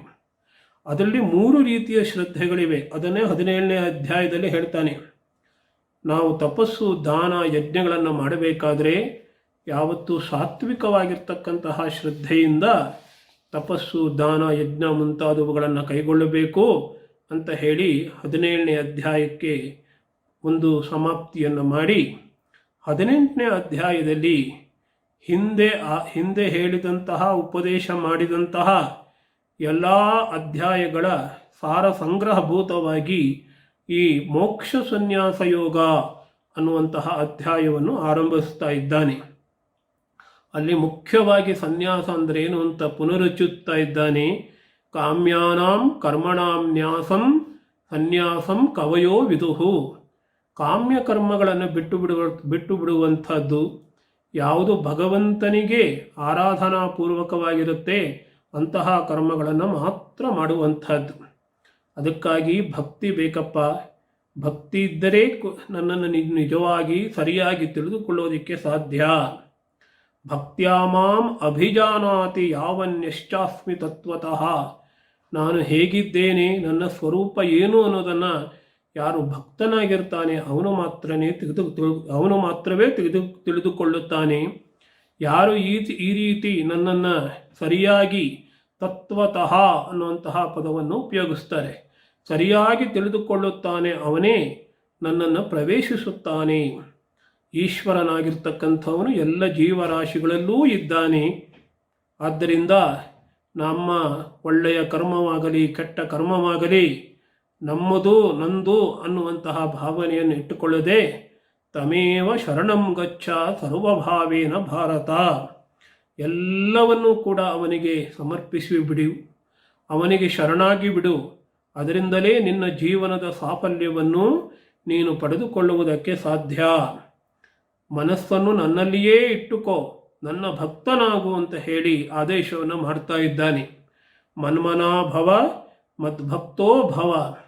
ಅದಕ್ಕಾಗಿ ಧರ್ಮಗಳಾಗಲಿ ಅಧರ್ಮಗಳಾಗಲಿ ಸರ್ವಧರ್ಮಾನ್ ಪರಿತ್ಯಜ್ಯ ಮಾಮೇಕಂ ಶರಣಂ ವ್ರಜ, ಎಲ್ಲವನ್ನೂ ಬಿಟ್ಟು ನನ್ನನ್ನೇ ಶರಣ ಹೋಗು, ನನ್ನ ಭಕ್ತಿಯ ಬೆಳಕಿನಲ್ಲಿ ನನ್ನನ್ನೇ ಶರಣ ಹೊಂದಿ ನಿನ್ನ ಕರ್ತವ್ಯಗಳನ್ನೆಲ್ಲ ಮಾಡ್ತಾ ಹೋಗು ಅಂತ ಹೇಳ್ತಾನೆ. ಕಡೆಯಲ್ಲಿ ಸಂಜಯನ ಮಾತು ಬರುತ್ತೆ, ಯತ್ರ ಯೋಗೇಶ್ವರ ಕೃಷ್ಣ ಯತ್ರ ಪಾರ್ಥೋ ಧನುರ್ಧರ ತತ್ರ ಶ್ರೀರ್ವಿಜಯೋ ಭೂತಿ ಧ್ರುವ ನೀತಿರ್ಮತಿರ್ಮಮ. ಇದು ಬಹಳ ಮುಖ್ಯವಾಗಿರ್ತಕ್ಕಂತಹ ಶ್ಲೋಕ. ಎಲ್ಲಿ ಭಗವಂತ ಯೋಗೇಶ್ವರ ಕೃಷ್ಣ ಇದ್ದಾನೋ, ಎಲ್ಲಿ ಧನುರ್ಧರನಾಗಿರ್ತಕ್ಕಂತಹ ಪಾರ್ಥ ಇದ್ದಾನೋ, ಅಲ್ಲಿ ವಿಜಯ ಅನ್ನುವಂಥದ್ದು ಕಟ್ಟಿಟ್ಟ ಬುದ್ಧಿ ಅಂತ ಹೇಳ್ತಾನೆ. ಅದೇ ರೀತಿ ನಮ್ಮ ಜೀವನದಲ್ಲಿ ಅರ್ಜುನನಂತೆ ಇರ್ತಕ್ಕಂಥವರು, ನರರಾಗಿರ್ತಕ್ಕಂಥವರು ನಾವುಗಳು. ಯೋಗೇಶ್ವರನಾದ ಕೃಷ್ಣನ ಸಹಾಯವನ್ನು ನಾವು ತೆಗೆದುಕೊಳ್ಳಬೇಕು, ಭಗವಂತನ ಸಹಾಯವನ್ನು ತೆಗೆದುಕೊಳ್ಳಬೇಕು. ಭಗವಂತನೇ ನಮ್ಮ ಜೀವನದ ಕೇಂದ್ರ ಬಿಂದುವಾಗಬೇಕು. ಕಾಯ ವಾಚ ಮನಸ ನಾವು ಚಿಂತಿಸುವುದನ್ನು, ನಾವು ಮಾತನಾಡುವುದನ್ನು, ಅದೇ ರೀತಿ ನಾವು ಕೈಗಳಲ್ಲಿ ಕೆಲಸ ಮಾಡುವುದನ್ನು ಎಲ್ಲವನ್ನೂ ಕೂಡ ಭಗವಂತನಿಗೆ ಸಮರ್ಪಣೆ ಮಾಡಿ ಭಗವದ್ ಆಶ್ರಯದಲ್ಲಿ, ಭಗವದ್ಭಕ್ತಿಯ ಬೆಳಕಿನಲ್ಲಿ, ಭಗವಜ್ಞಾನದ ಬೆಳಕಿನಲ್ಲಿ ಭಗವಂತನಲ್ಲೇ ಮನಸ್ಸನ್ನು ಏಕಾಗ್ರ ಮಾಡಿಕೊಂಡು ಜೀವನವನ್ನು ನಡೆಸಬೇಕು. ಅಂತಹ ಜೀವನವೇ ನಿಜವಾದ ಶ್ರೇಷ್ಠವಾದ ಜೀವನ, ದಿವ್ಯ ಜೀವನ. ಆ ದಿವ್ಯ ಜೀವನವನ್ನು ಉಪದೇಶ ಮಾಡ್ತಾ ಇರ್ತಕ್ಕಂಥದ್ದು ಗೀತೆ. ಇದೇ ಯೋಗ, ಇದೇ ಜೀವನಕ್ಕೆ ಬೇಕಾಗಿರ್ತಕ್ಕಂತಹ ಪರಮಾರ್ಥ ಯೋಗ. ಆ ಪರಮಾರ್ಥ ಯೋಗವನ್ನೇ ಭಗವದ್ಗೀತೆ ನಮಗೆ ಉಪದೇಶ ಮಾಡ್ತಾ ಇದೆ. ಓಂ ಶಾಂತಿ ಶಾಂತಿ ಶಾಂತಿ. ಹರಿ ಓಂ ತತ್ಸತ್. ಶ್ರೀರಾಮಕೃಷ್ಣಾರ್ಪಣಮಸ್ತು.